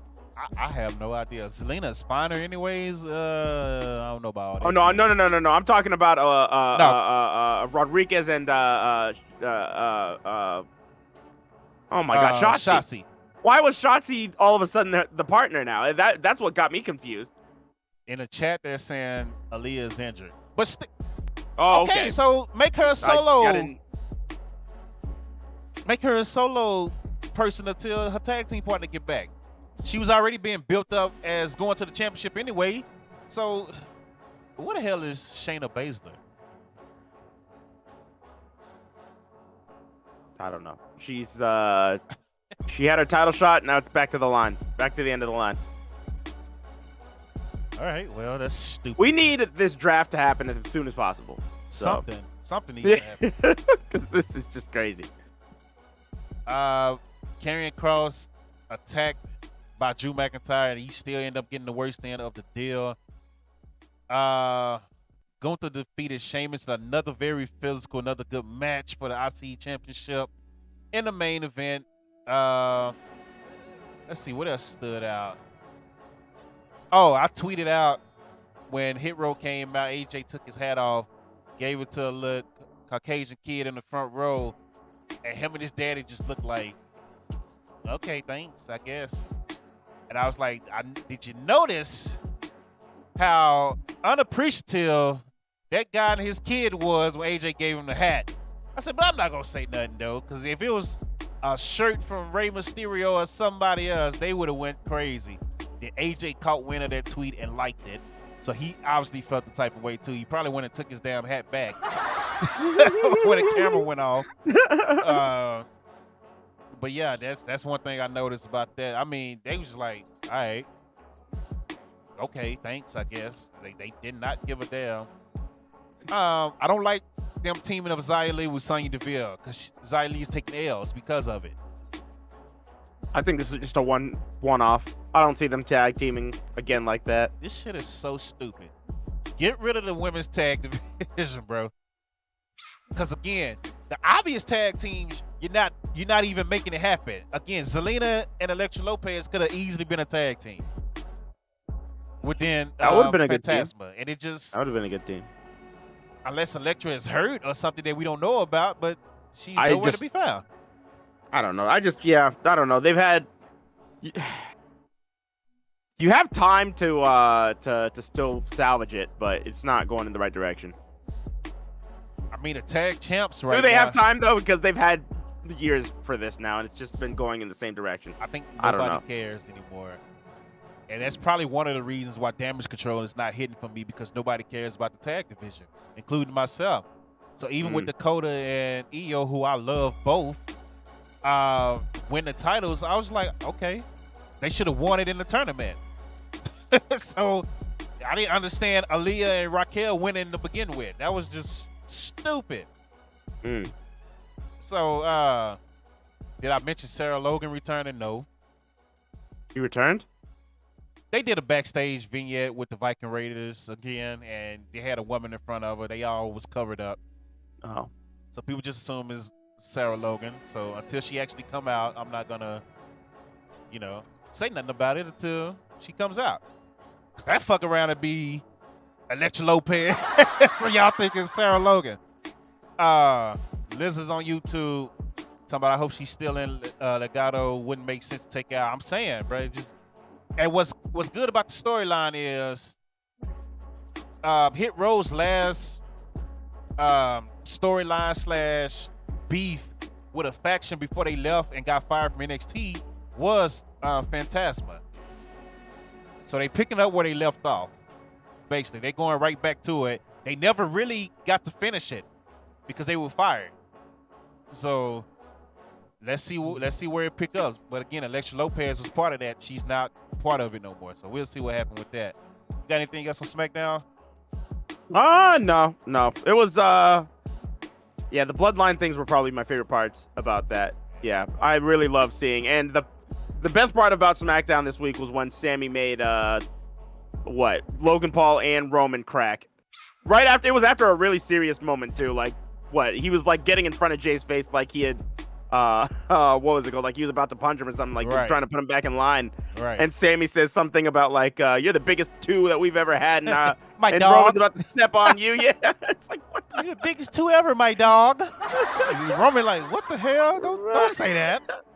So, but yeah. shoot. That is SmackDown in a nutshell. Let's get right into Rampage. All And right. again, if you want to join the show, you can still join us. Just let us know, even on YouTube. If you want to join the show, let us know. I got you. Actually, you probably can't on YouTube because it's the Twitch thing. Anyway. Let me get this up real quick. So we have got Rampage. First match we had the British Combat Club going, or the Blackpool Combat Club See? going up against You did Roosh it too. and Private Party. Did I? You What did did you it do that too? I said it a couple times. The British Combat Club. Everybody was like, getting on my ass. Now get on Dark too, y'all. He did it too. The Blackpool Combat Club ended up getting the win. Yeah. If these guys ever entered the trios division, that'd be crazy. Varsity Blondes against Tony Nese and Josh Woods. This was just an enhancement match for Tony Nese and Josh Woods. Poor Varsity Blondes. After this, the Acclaimed come out. Smart Mark Sterling is in the ring. Talks about how he trademarked the term varsity and that the Blondes don't deserve it. He's hyping up Nese and Woods. The Acclaim come out, and then Caster threatens to drop them like Draymond Green. And then they leave. Ty Mello and Anna J against Sky Blue and Madison Rain. Ty and Anna won. Then we had the World Trios match on the line. Now, this was a replacement for what was supposed to be a mask versus career match with Preston 10 Vance and Andrade. Since they sent Andrade home, they made it a Trios title match instead with the Dark Order and Death Triangle. So, Death Triangle ends up coming away retaining in a really fun Trios match to main event. So, what did you think of Rampage this week, Dope? It was alright. It was cool. The action was good. The main event and the opening match was good. Didn't care for the middle at all. I like that they brought the Acclaim to kind of help fill out the middle part of the show and get that pop since they were live again. So I did like that part of it, and it worked because they got a loud pop again. They are over. And I really appreciate that team because they wasn't supposed to be as over as they are. When they was did brought it by in, themselves. Yeah. When they was brought in as a joke. They was brought in basically to be entertaining but lose. Mm-hmm. That's how they was supposed to be. That's the type of team that they had in mind for them when they put them together. Two guys that wasn't really cutting it as singles. Let's just do something with them, put them in the tag division. Hey, this guy can rap. Let him be entertaining and rap.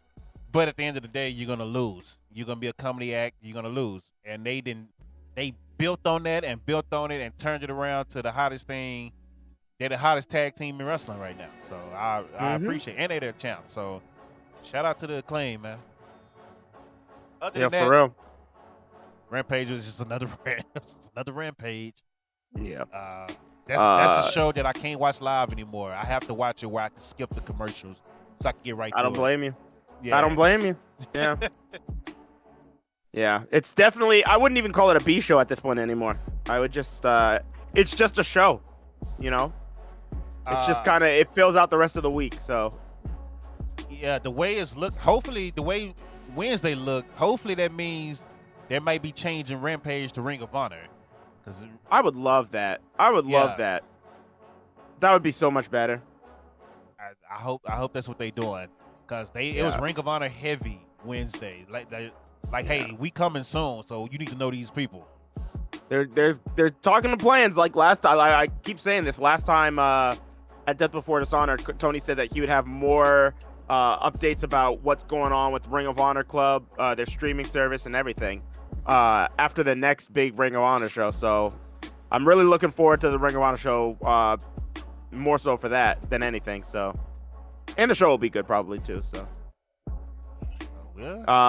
But yeah, after that we had Battle of the Belts, which didn't even realize that was happening until like what that Friday, pretty much.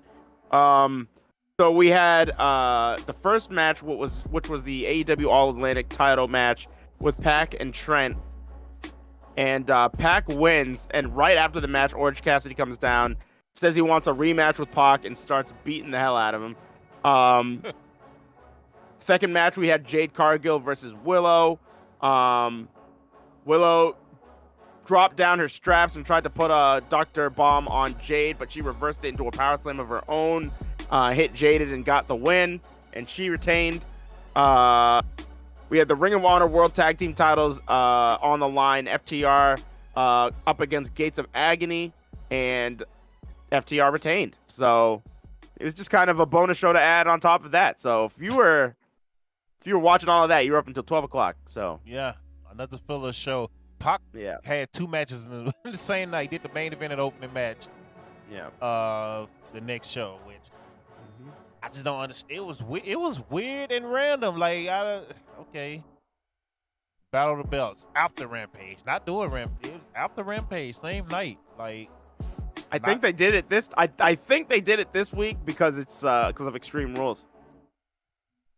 Like, but even then, I wouldn't have. To kind of get back at what he said at the last pay-per-view was like, oh, they doing programming on my weekend. Now I'm gonna do programming on their weekends. That's what you mean? Oh no, I was just saying that they didn't put it on Saturday because they knew nobody would watch they'd be watching what is it called? Extreme Rules over it. So. Well, I mean, I don't think nobody watched it. But you had Bound for yeah, Glory, I was gonna say, but that too, yeah, like no. That's just a long night. That's just a long night of. It's a lot. It's too much on a Friday. So yeah. Friday. That's AEW for the week. AEW, man. So before we move on to our most underrated feuds here, let's. Oh no, I'm sorry. We gotta do Extreme Rules. My bad. Extreme Rules. I almost forgot. Let me give you the card rundown of that real quick. The Brawling Bruce defeated Imperium in a good old-fashioned Donnybrook match. Ronda Rousey defeated Liv Morgan in an Extreme Rules match. She is now once again a SmackDown Women's Champion. We're going to talk about all this once I'm doing a... Yeah. Karrion Kross defeated Drew McIntyre in a strap match. Bianca Belair defeated Bayley in a ladder match to retain her Raw Women's Championship. Finn defeated Edge in our quit match. Riddle defeated Seth Rollins. And what everybody has been waiting for a long time, the return of freaking Bray Wyatt, ladies and gentlemen. White Rabbit has been revealed, and I loved it. I watched it over and over and over and over. The production behind it was just fire. They did all of his characters, and they were just popping up in the arena. Everywhere, yeah, that was everywhere. So cool. Like, I loved it. But yeah, let's do Extreme Rules. Where you want to start? I thought it was a good show. I liked I didn't get to watch it live, so I ended up watching it today or earlier in the day, and I just like that I was actually looking forward to watching a WWE pay-per-view again, because I don't think it's been since like NXT days, where NXT when they would do their takeovers every Saturday, I was ready, I was locked in, and I haven't felt that way about a main pay-per-view in a long time.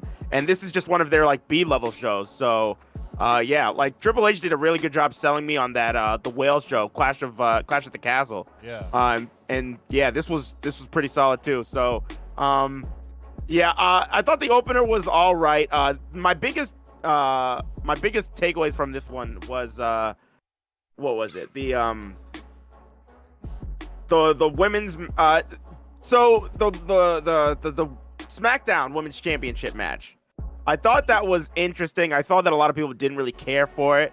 I liked that Ronda was portraying that heel character and that everybody just hated this woman. And it's complete contrast from what we were seeing before, where she was told to portray a face character, told to go out and smile. But now she's just completely accepted it and is just being an asshole to all these people. Go ahead. Yeah, but she's turning more than a Big Show in this one storyline. Because when she lost to Liv and she snapped on the refs, that was supposed to be her heel turn. But the crowd went crazy and started cheering her after she got suspended and all of that.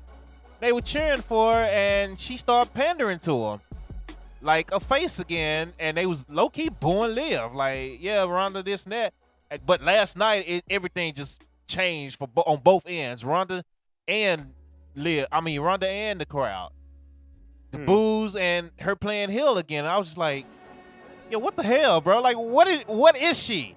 Is she going to be a face or is she going to be a heel moving forward? We know Philly is different. So Philly, and I tweeted, I say, everybody loves Ronda until she gets that title. Then it's instant boos again. So, nobody wants to see her as champion. What? She's like Brock Lesnar. Well, don't cheer for her and give her all this hype and viewership, you know what I'm saying, on her way to the championship, because otherwise they go put the strap on her when they see the crowd reacting how they was reacting to Ronda for the last month. So, hey, I don't, just make up your fucking mind what you gonna do. You gonna be a heel, you gonna be a face. And again, where is Shayna Baszler? Hopefully we see Shayna Friday and either she attack her and say, hey, you said I lost my killer instinct, it's back. Or she joins her and be like, I hear what you're saying. Let's go, dominate this division. Either way, Shayna Baszler needs to show up Friday. Because who they got for Ronda right now? Yeah. Well, Well, yeah, that's a lot of problems coming out of that SmackDown Women's Championship match. So, I didn't have an issue with the match. A lot of people didn't like because it was pretty rough in spots. But all in all, I thought the match was okay. But coming out of it, Liv was a crap champion the entire run. I did not like this run of Liv as the champion. Then you have a bigger problem where nobody. I feel like they're just trying to press the reset button right now.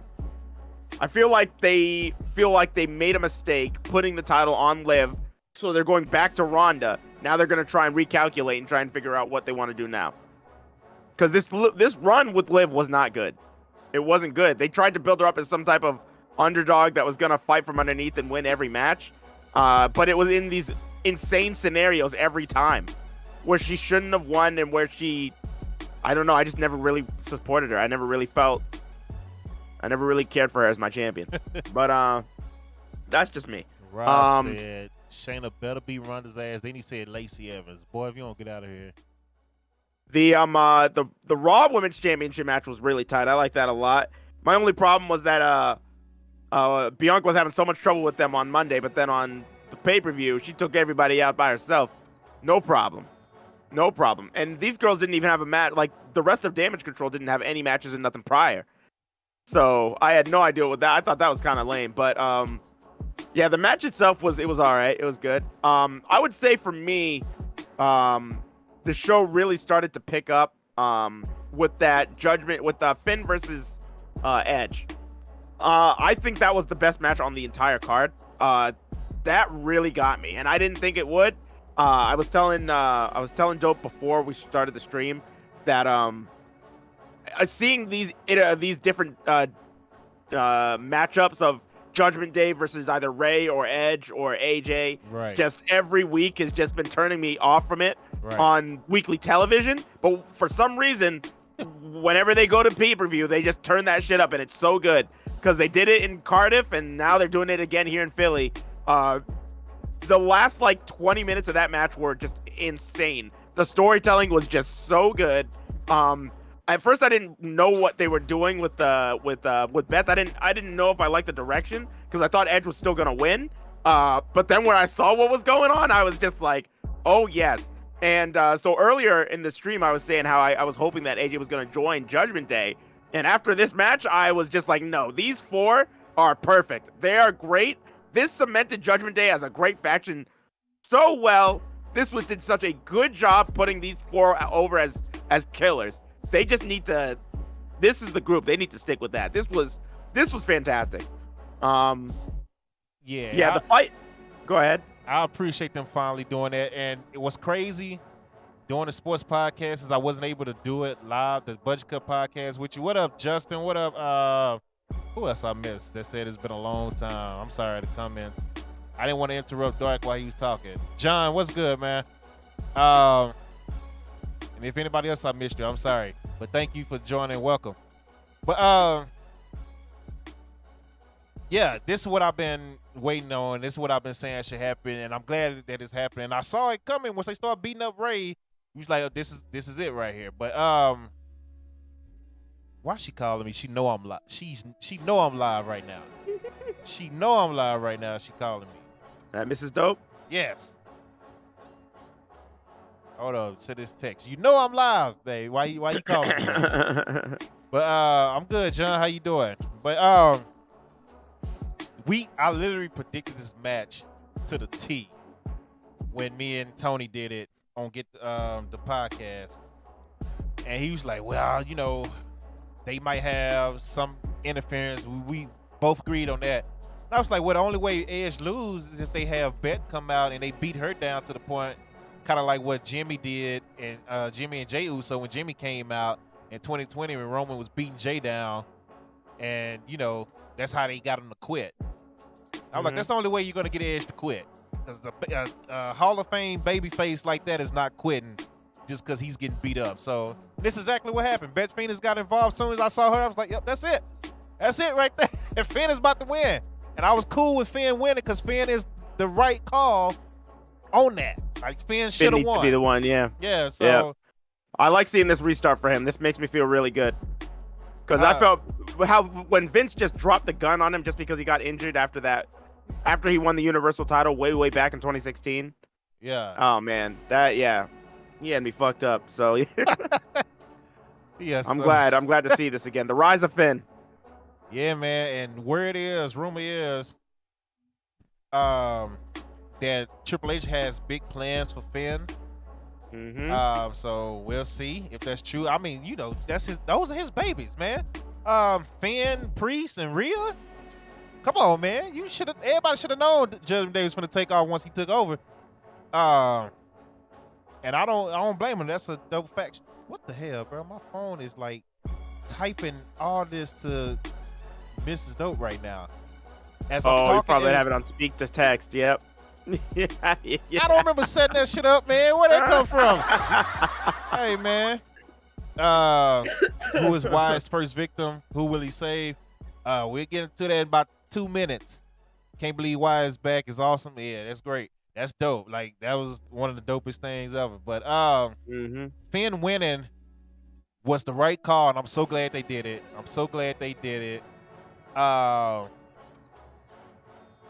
Lizard say his entrance was fire besides the Kanye mask. Hey, man, it's the White Rabbit, dog. I like that. Hey, I like that. Yeah, mask. he's I the like White that Rabbit, mask. bro. I thought that was dope. He just steady evolving, man. Yeah. He said, I can't believe Edge put Finn over Elijah. Why not? That's the right call. That's what we're talking about now. That's the right call. Bianca and Bayley, I thought Bayley was going to actually win. I predicted Bayley to win. That's the only match I got wrong. On your predictions? Yeah, I thought she was going to win because I was like, what else is there to do for Bianca right now? She went through everybody. And everybody is stale. So maybe they do another match with Bayley and Bayley get it back there, you know, but I was just like, she's getting stale. And I hate that. Like, hey, take it off for a minute because right now she's stale as hell. And you can hear it in the crowd reaction. It's not the same. So I thought she was going to lose for that reason alone. Plus, this was like the plan for Money in the Bank when they came back from the pandemic. And she ended up getting injured. Bayley ended up getting injured. I just got another follow. Didn't you follow me already? What, you unfollowed me just to follow me back? I could have sworn you followed me earlier today in the stream. But anyway, appreciate the follow, Barry. I could have sworn I seen your name earlier following me in the stream. Maybe your first time chatter. I don't know. I definitely saw your name earlier though. But yeah, I thought Bayley was gonna win. She didn't win. I don't know what's next for them, Bianca. Matt Riddle beating Seth Rollins in the main event. I was like, this is 50-50 booking, but you can't really have Riddle. Yeah, you can't really have Riddle lose that type of match to Seth. And Riddle has been taking a lot of L's recently, including to Seth. So I wasn't shocked by Riddle winning. It's just 50-50 booking. And my thought process was, okay, we haven't seen Bray yet. So Bray's either going to attack Riddle for winning, and because Riddle is Randy Orton's best friend, and the last person you seen Bray Wyatt with was Randy Orton before he was gone. So I was like, maybe he's going to attack Riddle. Then I was like, well, shit, he might attack Seth so they could get back from their Hell in a Cell back in the day. So, yeah. Once Riddle won, I thought Bray was going to attack Riddle. And then once Riddle was standing on the ramp on the entranceway and the lights went off, I was like, oh, well, Riddle's about to die. But they ended up doing what they did. So, I like that they did that instead. I like that they just ended it with him not attacking anybody. Yeah. I thought that was really dope. WWE fans said Daniel Cormier was about to whoop some bad. Yeah, he was. But the presentation for Bray was really dope. The one thing I did hate one thing out of this entire thing, and it was that so they did the thing where they put the fake logo in the corner, and then you think that they're going out, and then that's when they started it. Yeah. And Michael Cole was just like, guys, what's going on? Are we still live? Guys, are we still live? Are the cameras still on right now? I was just like, dude, just shut up. It's like everybody knows what's going on. You don't have to just like rub it in our faces. Like that was the one thing I really hated. But it didn't ruin it for me. I still thought it was all really dope. And seeing like the life-size versions of everybody that was in the Playhouse all around the arena, I thought that was amazing. I thought that was great. That's what I want them to do. Yeah. Like I told Tony, get the table. I say I want Bray Wyatt to be a version of all his characters put together, except the Firefly, the friendly guy. Like if he's gonna be, because Tony wants the Mississippi country Bray Wyatt, and I said I want that too, but I want that to be just him normal. And then if somebody piss him off enough, here comes the Fiend, aka White Rabbit character, kind of like what Finn was doing with the Demon and Finn Balor. Yeah. Where the Fiend, aka White Rabbit, comes out only in special occasions where he really about to do some damage. Then other than that, he's just the typical Bray Wyatt, the Wyatt family, however you want to do it. So I like the mix that they did, because we still don't know what version of Bray or what type of Bray we're going to see. We just know it's going to be dark. So I definitely loved it, man. That was the best thing. I watched it over and over, man. I ain't gonna lie to you. I watched it over and over. The production behind it was fire. I was just so happy to see him. Honestly, like just to actually see his face and the crowd react how they did. And he just look at him like, that we'll have somebody that probably knows how to use them better too. That's what I'm saying, bro. So that was the only reason he got released was because somebody didn't realize what to do with him. So they're just like, nope, just fire him. That's it. So he said, I'd like to see a wide flock, kind of like Raven used to have. A lot of people keep wanting him to go back to a faction. You think they're gonna do a faction with him? Well, his brother's coming back to the company, so well, that don't mean that he never worked with him. So well, I'm saying maybe this time he does. Maybe him and Bo do something. He should. I mean, dude, both of them can put on them scary looks, man. Bo grow that beard out like he got it now. They look just alike. Bo just skinnier. So they could. I mean, I would like that. I would think that'd be dope. It'd be funny. Bo come back as the first Bo character, running around the ring, smiling and happy with his thumbs pointed to himself, with the look. Tidy whities that he used to wear, running around the ring like an idiot. All you gotta do is Bo leave. All you gotta do is Bo leave, man. Just Bo leave. Let me see what else. Yeah, that was a good show, solid show. I just don't like the fact it wasn't a lot of title matches. I'm old school. I grew up where if you had a title, you was guaranteed a pay-per-view match, and that was one of the reasons everybody wanted to be a champion, because that guarantees you a pay-per-view match, which means more money. No Bobby Lashley, no women's tag titles, no bloodline anywhere, not even Sammy. We saw Paul Heyman at the beginning, but you know, that's Extreme Rules of Philadelphia, of course. You better put Paul Heyman on the entrance. Right. Yeah, it's just nothing. It was nothing. I will say though, I agree with you that there should have been more title matches, maybe, but it was nice to actually be watching an Extreme Rules show where every match actually had stipulations. Yeah. Because that had gotten away from itself a lot. I don't think we've had an Extreme Rules like that since I don't even know when. First two. Probably since it was actually called. Yeah.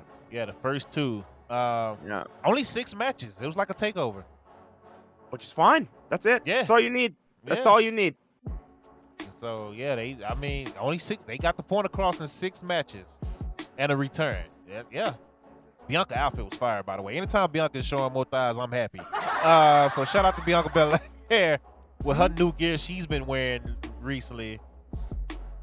But with all due respect, Montez Ford, I'm sorry. Let me say that. I want Montez come frog splashing me while I'm sleeping at night. Oh, hey, bro, I saw a clip of your podcast, buddy. You know, nah, I'm good, Montez. It's all love and respect. But that is, you got anything else on Extreme Rules? Nope. Nope, that's it. All right, so real quick, we go ahead and get this out the way now. Show of the week, match of the week, superstar, wrestler of the week, I should say. I'll give wrestler of the week to Bray just for returning. I think I feel really good for him, and I'm really happy for him, and I thought that was really dope. My show of the week, I will give to Stardom. I think I watched that this week. I watch a lot of stuff this week. I think I watched Stardom this week. So, yeah, I will give the finals of the 5-star Grand Prix the show of the week. And my match of the week will go to oh Lord. I'm trying to think of some of the matches from that card. Come back to me on match of the week. I'll get back to you on that one. How you gonna make that show of the week? You don't even remember watching. What's going on, Dart? What are you talking about? You talking about Stardom? Yeah. What do you mean I don't watch Stardom? I watch Stardom all the time. That's my favorite you don't remember what you watch. You making the show of the week. Oh, no, it was a big show, dude. They had, like, a lot of matches on this thing. That's why I'm trying to remember what matches were. I'm looking at the match card right now. I'll probably give match of the week to Starlight Kid and Mayu Iwatani. I think that was the best match that I watched on that card. That might be a hot take, because that was a really good card, too. But I really like that match. There was a couple of good matches this week, man. I really like that Judgment Day match, too. I keep calling it a Judgment Day. It was only Finn. Finn and Edge is definitely up there this week. Sheamus and Gunther Part 2 on SmackDown is up there this week. And then both factions, the Brawling Brutes versus Imperium, is up there this week. Carmelo versus Oro was good. That was a good look back and forth. Let me see. AEW. Even though we knew who was going to win these matches, the 6-man matches on Rampage were good. They were real entertaining. Yes, Julia versus Tom was also a bomb-ass match for the finals. That was really dope. Trying to think of Dynamite. MJF looked a little rusty, but that's expected. I like that match though. I thought that was a good opener. Yeah, it was good. But MJF wasn't that MJF that people are used to seeing with, especially when going up against like a Yuta. But that reminds me, I need to tag you in that out on Twitter once we get off live. Damn, it was a lot of good matches. I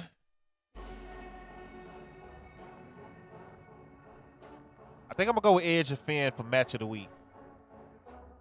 I'm gonna go with Edge and Finn for match of the week, wrestler of the week. It's really a tie between Bray and Finn. for me, because Finn beating Edge on your resume in our quit match, that is huge.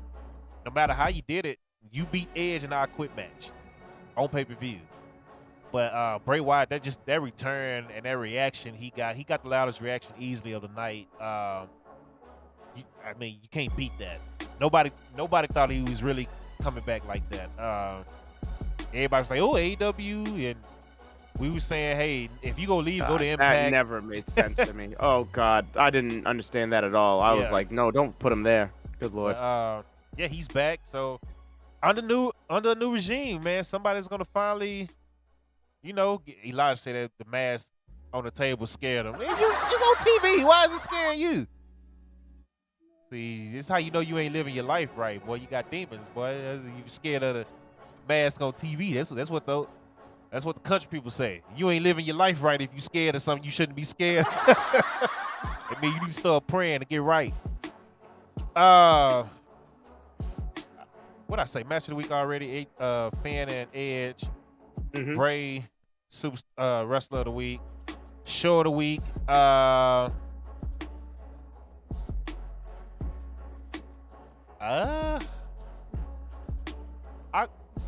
go I go Extreme Rules, show of the week. It was a good show because it can't be Raw. It's definitely not Raw. It's not NXT. AEW Dynamite is very close. But the way Extreme Rules ended versus the way Dynamite ended, I'm definitely putting Extreme Rules above it because for that reason alone. The ending of the shows, if they would have ended differently, I probably would have put Dynamite up there. So, yeah, those are mine. Did you already did match of the week, or was you still looking for that? No, I got it. Match of the week. I put it up there. I said Starlight Kid and Mayu Otani. Okay, you said Bray Wyatt too, right? Bray Wyatt's my wrestler of the week, yeah.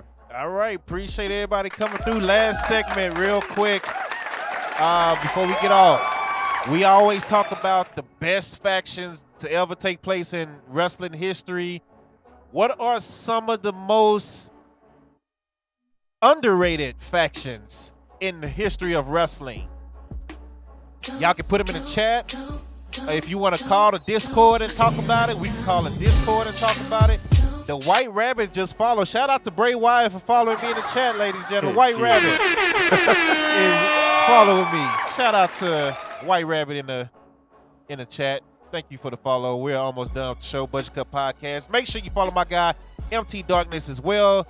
Twitch, YouTube, Twitter. Follow him. The name is the same. Go and. Was it underrated factions or rivalries that we were? I'm sorry, underrated rivalries. I'm sorry, I didn't mean. You got me. Yeah, you got me shook for a second. My bad, bro. I meant underrated rivalries. My bad. Oh man. Hey, look, they in here putting the factions too. My bad, y'all. Underrated rivalries. They putting Eminem, League of Nations. I'm sorry, y'all. We were supposed to do rivalries today. We'll do factions next week after the DX thing and all that. So, underrated rivalries. You got some on the top of your head?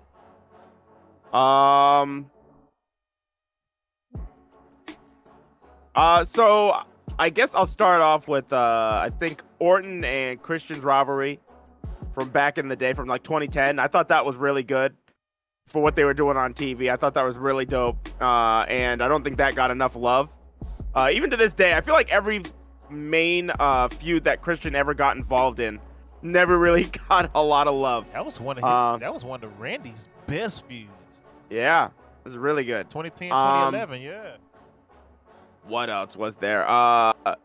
Jericho and Rey Mysterio. But I think back in 2009, they had a feud that ended at Extreme Rules with, I think it was a mask versus career. And Jericho ended up unmasking Rey at Extreme Rules. And that was a great match. That was a really, those two were really good together. So that was another one. We actually just watched that recently on stream, that match. Did you really? Yeah, we actually just watched that last week, this past week. That's hilarious. Okay, let me read some of the chats. Joe, Kurt Angle, Tyson Kidd, Yoshi, Tatshu. This fool said Val Venus and Steve Blackman. No, Val Venus versus Kai Tai, buddy. Choppy Yo PP. That's what they did. And then Alice said Orton and Bray Wyatt. Okay. Which Bray Wyatt? Which version, Alice? Let me know. You talking about the Fiend or you talking about the WrestleMania when they had the bugs crawling on the damn mat? So, but go ahead, Dart. I think Masato Tanaka and why can't I remember his name right now? He was like that 70s dude in WCW. Mike Awesome. I think those two were awesome together. Those guys had some great chemistry, and they had spectacular rivalries that went throughout. They had a lot of great matches in ECW. They would bring it to the WWE in 2006 when WWE brought back ECW too. Like, these guys had really good chemistry together. And RIP Mike Awesome. But yeah, no, those two had really good chemistry together. But I feel like that rivalry is kind of underrated also. Kane and the Great Khali, that was underrated. Yeah, that was really underrated feud. That I'm kidding. I don't know about that one, dog. Oh shoot. Yeah, I can't think of anything else off the top of my head. So I got except for those three. Eddie Guerrero versus Rey Mysterio is not underrated at all. That gets talked about all the time. WWE. That is properly rated. Absolutely, yeah. Yeah. So that's properly rated. Alice says the Fiend version. Okay. They had some good spots that I did like, but it was just so much going on with that. Again, Edge, Eddie and Ray. Eddie and Ray is talked about all the time, and we watched that match the same day actually too. So go back and catch. Sounds like people are just naming. Sounds like people are just naming rivalries. Yeah. Kurt Angle and Brock Lesnar is underrated to you? Wow. Okay. All right. Because that gets Kurt to talk about it all the time too. But yeah, right, Liz. That's the greatest rivalry all the time. HBK Say Edge. Undertaker, HBK Edge. Yes, people forget about that. Yeah, I did forget about it. When they, I was gonna say Cena and Taker's short feud that they had. I would say that's kind of underrated. It, like back in 2004 when he was the Doctor of Thugonomics and he was the American Badass. I thought that was good, and they had that match at Vengeance Day. I don't know if I would call that a rivalry, but there was a nice little feud. It was just like what's his name? Cena earning his flowers. Yeah. And Taker back then was killing people, so I thought that was really cool. So you said Jericho and HBK in 08. You think that's underrated? That is definitely I don't think that's underrated. That is not underrated. That feud was fantastic. That rivalry, oh man. But Edge, Shawn Michaels back in the day. Rated RKO versus DX is another one that I think should get talked about more. Raven versus DDP in WCW is a feud that should get talked about more. Booker T, I know we can't talk, people don't talk about this guy because of what happened, but Booker T versus Chris Benoit for the WCW television title, that feud that they had. You said WCW? Yeah. Oh, I was going to say they had a best of 7 on in WWE too. Yeah, but the WCW one was better. Way better. They went at the one in WWE, that was the one where Benoit launched himself at Booker and just annihilated himself on the table. Yeah, good lord. Boy, I laughed so hard when that shit happened. I was cracking up, dude. Booker tried to catch it. Booker just looked like, oh, okay. He was coming too fast, bro. I would have moved too. I ain't gonna lie. He was gone, bro, like a bullet. Elijah said DDP versus Macho Man. They kind of... People don't talk about it because the way they did it, DDP was like fighting the whole NWO. So, yeah, that's why. Mortis versus Glacier. That's I'll take that one back. Who I say? Randy Orton and Jeff Hardy don't get talked about as much as I thought they should. The Royal Rumble battles and stuff that they had in New York, title match. You think what is it called? Who is it? JBL and Eddie Guerrero's feud? Underrated? Yeah. Because that doesn't get really talked. That was a great feud. And the follow-up coming out, I think people will talk about the follow-up with Ray more so than the feud with Eddie itself. But that was a really good feud. We got a JBL and Cena. That gets talked about a lot because that was Cena's first title. And honestly, it wasn't that good. Honestly, it wasn't that good to me. RVD versus Cena, I think is a little underrated. That was unfortunate. That whole thing was unfortunate. Yeah. What's crazy is now they're passing laws so that it's just what is it called? Marijuana will be okay in the WWE.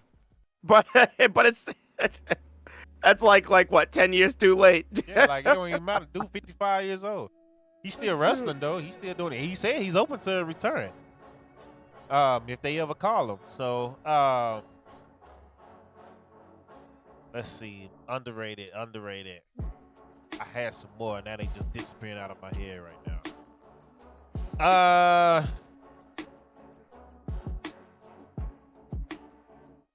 A lot of people don't talk about Johnny. Well, they talk about the match, but they don't talk about the story between Johnny Gargano and Adam Cole.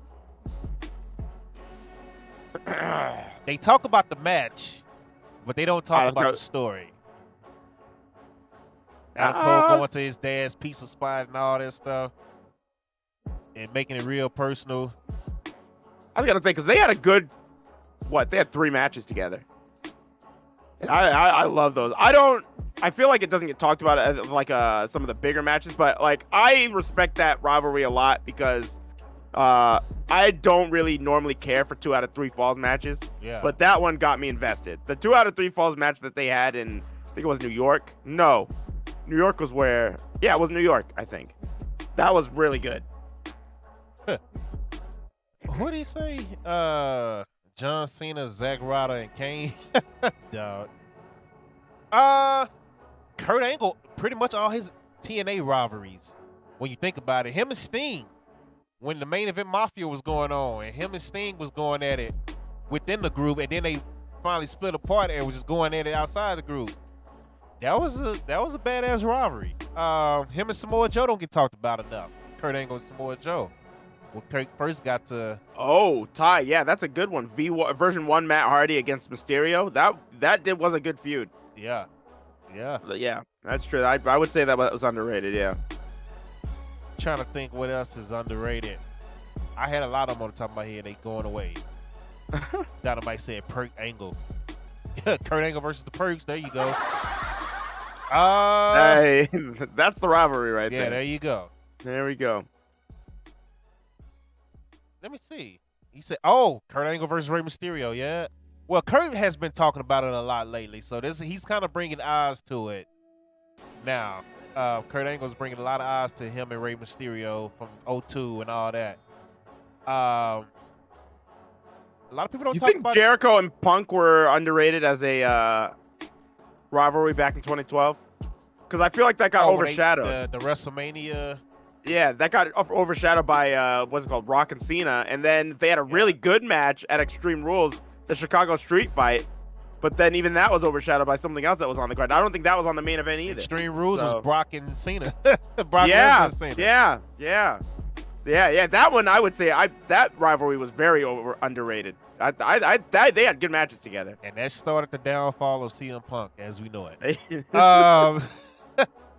Shoot. Elijah said Punk and Jeff Hardy TLC match. WWE fans said Orton and Taker. No, Orton and Taker gets talked about a lot, and including from them two. Like they got documentaries about Orton and Taker, so you can't call that underrated. They don't talk about Jeff Hardy and CM Punk though, but they probably got reasons for that. DX versus The Nation back in the day. Yeah. I think that's a little underrated. And the Corporation. That's underrated too. Orton and Kofi, that's an underrated feud too. I would say what's his name? Shane McMahon against anybody back in 2003 was underrated. Because he was doing just crazy shit all the time. Yeah. Like it was him versus Big Show and all. And that, I'm not even just talking about like the crazy spots you would see on the pay-per-views. I'm saying like leading up to the pay-per-views, he was just doing crazy stuff. His feud with Vince, Did he have a match against Vince at Survivor Series? No, Kane. The feud with Kane. Yes. Underrated feud right there. That was really good. That was oh my lord. The man Tombstone Linda McMahon on a freaking steel on a steel stage, bro. It was hilarious. Then plug the damn car battery jumper cables to his nuts. Nutsack, yeah. Oh my lord. Dude, I don't if y'all haven't seen car battery jumper, go look at the edge of that thing. I don't care if he had to put some socks or something. Because if it touched him anyway, that's the damaged man. Dreamer and Raven? I would put Dreamer and Raven as underrated, yeah. Yeah, because it was ECW. People don't talk about it like that. So yeah, definitely. Rip Hart. You said New Day versus, that was one match. That was just Survivors. That wasn't a rivalry. Luke Harper versus Dolph Ziggler. You name it matches. You name it matches. Talk about the ladder match. What you think about Shawn Michaels Razor Ramon? I wouldn't put that as underrated because of what it did to the industry. I feel like that was like a big influential feud. What about that happened? Most of the people only. What were you gonna say? Oh, go ahead. I'll ask you after you're done. I was gonna say most people only remember it for the what is it called? The ladder match.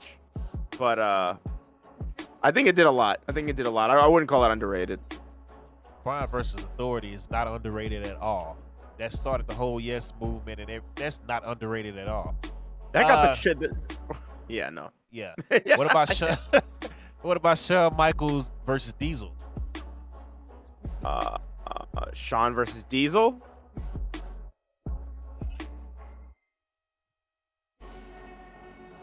I don't think that's underrated. I feel like that's talked about because of how well, like, Kevin Nash was good for a big man, but he didn't have a lot of great matches.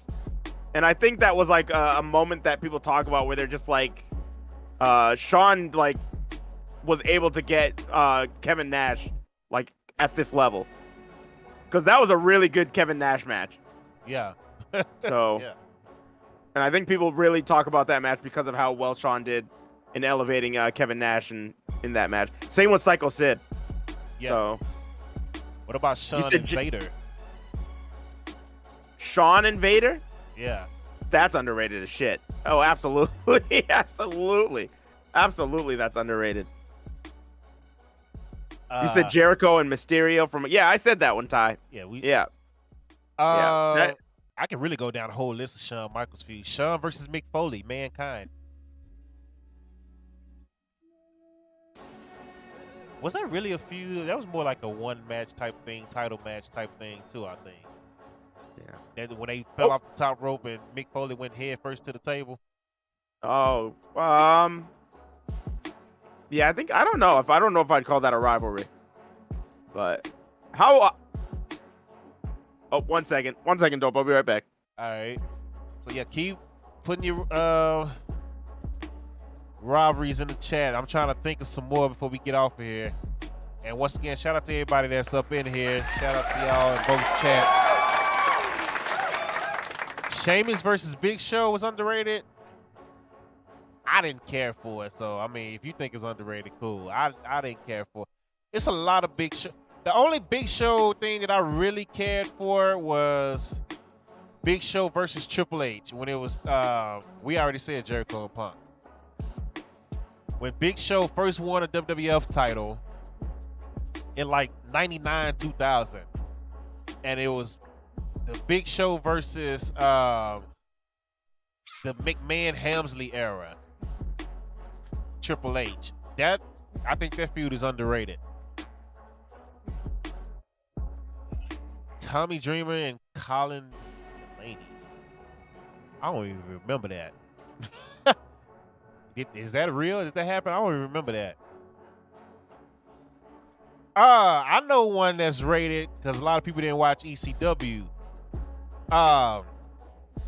Jerry Lynn versus RVD. I'm gonna wait till Dark get back on that one too. I'm gonna bring that one back up, see if Dark remember that. But Jerry Lynn and RVD is probably the most underrated feud ever because people didn't watch ECW. Jerry Lynn, RVD, Dark. Barry Lynn and RVD? Yep. I would say that would be underrated. He said James Storm and Bobby Roode. Kind of underrated because that was fire, but it was in TNA and people wasn't. Actually, people was watching TNA around that time. So, but it doesn't get talked about nearly as much as it should. Jericho and Cena is not underrated. Like, come on now.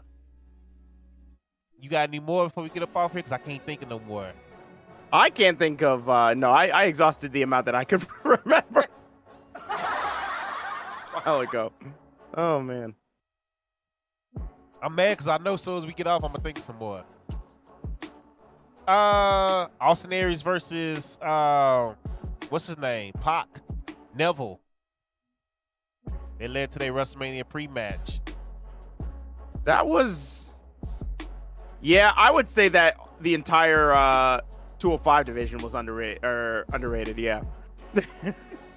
What up, Because Randy? those at that time they would keep having these 205 championship matches, and they would come out and their matches would be better than anything you would see on the actual show. I remember that.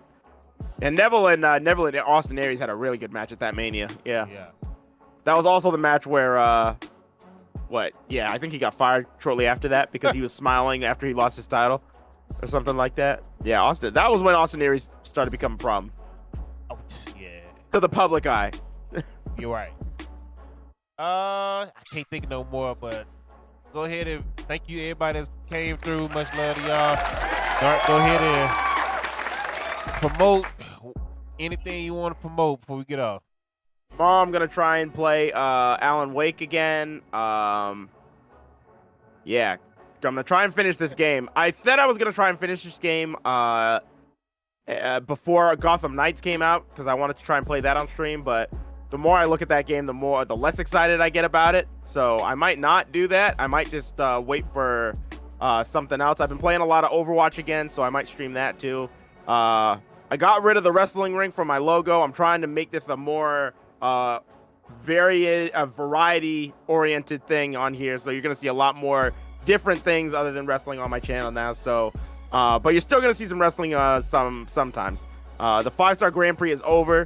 And I'm kind of exhausted, so I'm gonna be taking just a short break from wrestling every week. So, but yeah, just stay tuned. Pretty much, keep the notifications on, click the bell icon, or whatever it is here on Twitch, and yeah, you'll see me doing something. MTDW every Thursday. You can always count on that. So, except this week, we might be doing it on Monday or Tuesday. So. Well, shoot, tomorrow is a holiday, so I'm actually off. So. There you go. Yeah, so I will be streaming sometime tomorrow. It depends on when I wake up, bro, because I'm tired as hell. It's been a long weekend, dude. Let me tell you about my Saturday. Friday. Leaving the gig. That's how I missed Rampage and Battle of the Belts, because I had a late gig in downtown Dallas. 10 o'clock start. 10:30 start to 2 o'clock. And downtown Dallas is an hour away from me. On the way home, driving this dope car, they shut the whole freeway down. It was only one way you could go. So I took the other freeway. Something flew off somebody's truck and hit everybody's cars. Flat tire. Just like that. Pissed off. It's 3 in the morning because now I just waited on, I had to wait for my money too after the show ended at 2 and I had to pack up and all that. It's 3 in the morning. I'm like 40 minutes away from my house and I'm fixing a flat tire on the damn freeway. And then had to get up for my son's football game. First of all, get the tire fixed. Get a new tire, and end up having to get 2, get up for my son's football game and be gone all last night. And now, yeah, had to get up this morning. Yeah, I'm tired. I'm tired, buddy. Yeah, I don't blame you. I didn't know. I didn't know all that was happening. Damn. Yeah. So this morning, so what I'm gonna do is take one of these Colorado cookies and I'm gonna lay it the fuck down. I'm gonna be out. I might wake up at Monday Night Raw. Hey, and we're just streaming some other shit then. So, but nah. Rob, you said when are we gonna be doing the watch-alongs with Ern again? Maybe Tuesday. I don't know. Maybe Tuesday or Wednesday, probably. I'll say. Yeah. We'll definitely have to get into those again. We've been doing watch-alongs on some Divorce Court and Maury. Dope. Some pretty interesting shit. Man, but Yeah, so I plan on streaming tomorrow. I don't know if I'm gonna be live on YouTube and Twitch, cause some things that I want to stream, I know YouTube ain't going for. So, Lizard, I know I owe you that.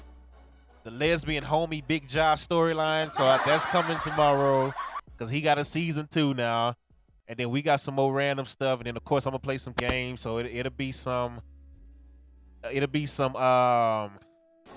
Madden 2K. I need to do DKF. I haven't done DKF in like 2.5 weeks, so need to do DKF. Big Aaron, get out of here with that bullshit. You hating? You hating? Yeah, we got a better record than y'all, even though y'all won game 1. Get up out of here. You thought I wasn't gonna see you? Thought I wasn't gonna see you because you in dark chat? I see your ass, Big Aaron. Get up out of here. I got all the chats on the screen, buddy. I see everybody. Don't worry, Aaron. Philly gonna get him next week. It's all Shit, good. Stop. 5-0, baby. About to be 6-0. About to be 6-0. Okay, y'all about to lose to Cooper Rush out of all people. Good Lord, that's finna feel so great next week. At home in Philly. Hey. I planned on buying tickets to that game. I planned it last year and I got everything mixed. So next year, my goal is to actually go to an Eagles game. And when Dallas Just the boys? Huh? No. I want to go and cheer for the Cowboys and see if the Eagles fans want to fight. Cause they like to fight opposite fans, and me personally, I couldn't care less if I get banned from the Eagles Stadium because I don't plan on ever going there again. Dope is going to Philly for smoke. I don't plan to ever, me getting kicked out of the Philly Stadium and banned. I really don't care. Now, if it was AT&T Stadium, no, I'm not fighting because that's my stadium. I want to go back for other stuff, but me getting kicked out of Philly, I could care less. So if they try something with me, I'm going to be on YouTube. I'm going to be on Twitter and Twitch and all that going viral because I'm going to swing. Like, it's no hesitation.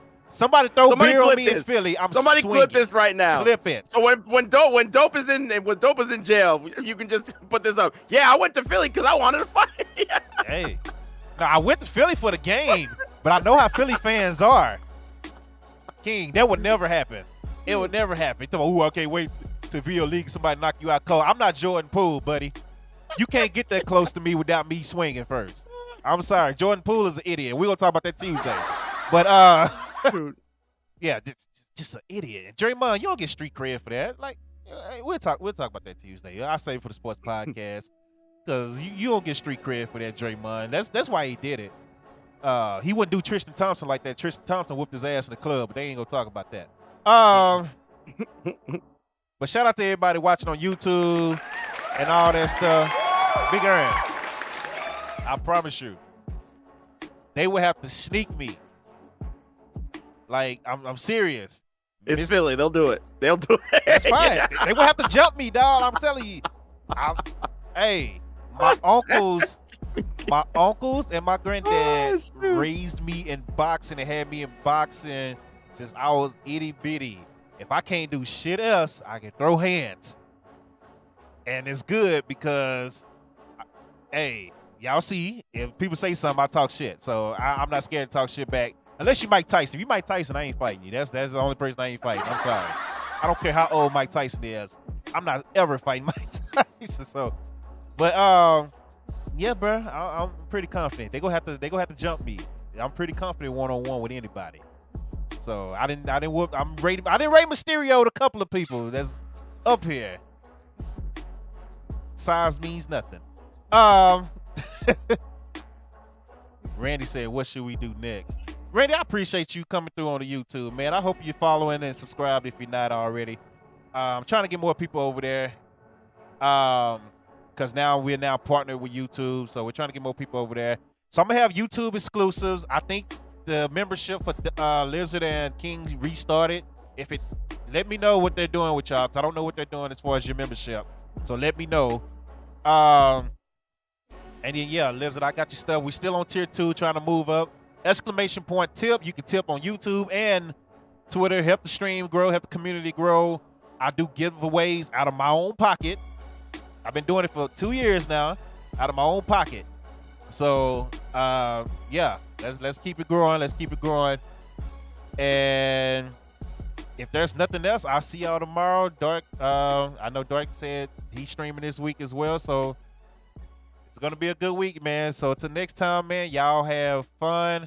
I'm gonna play this intro again because I know a lot of people missed it, and then after the intro, that's the exit screen for me. And until then, y'all be safe.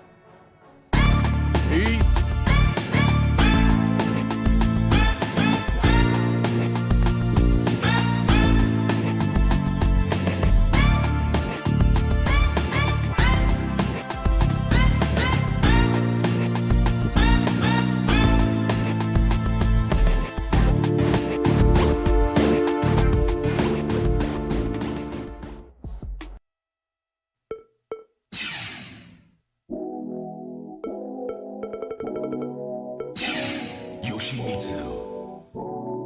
Round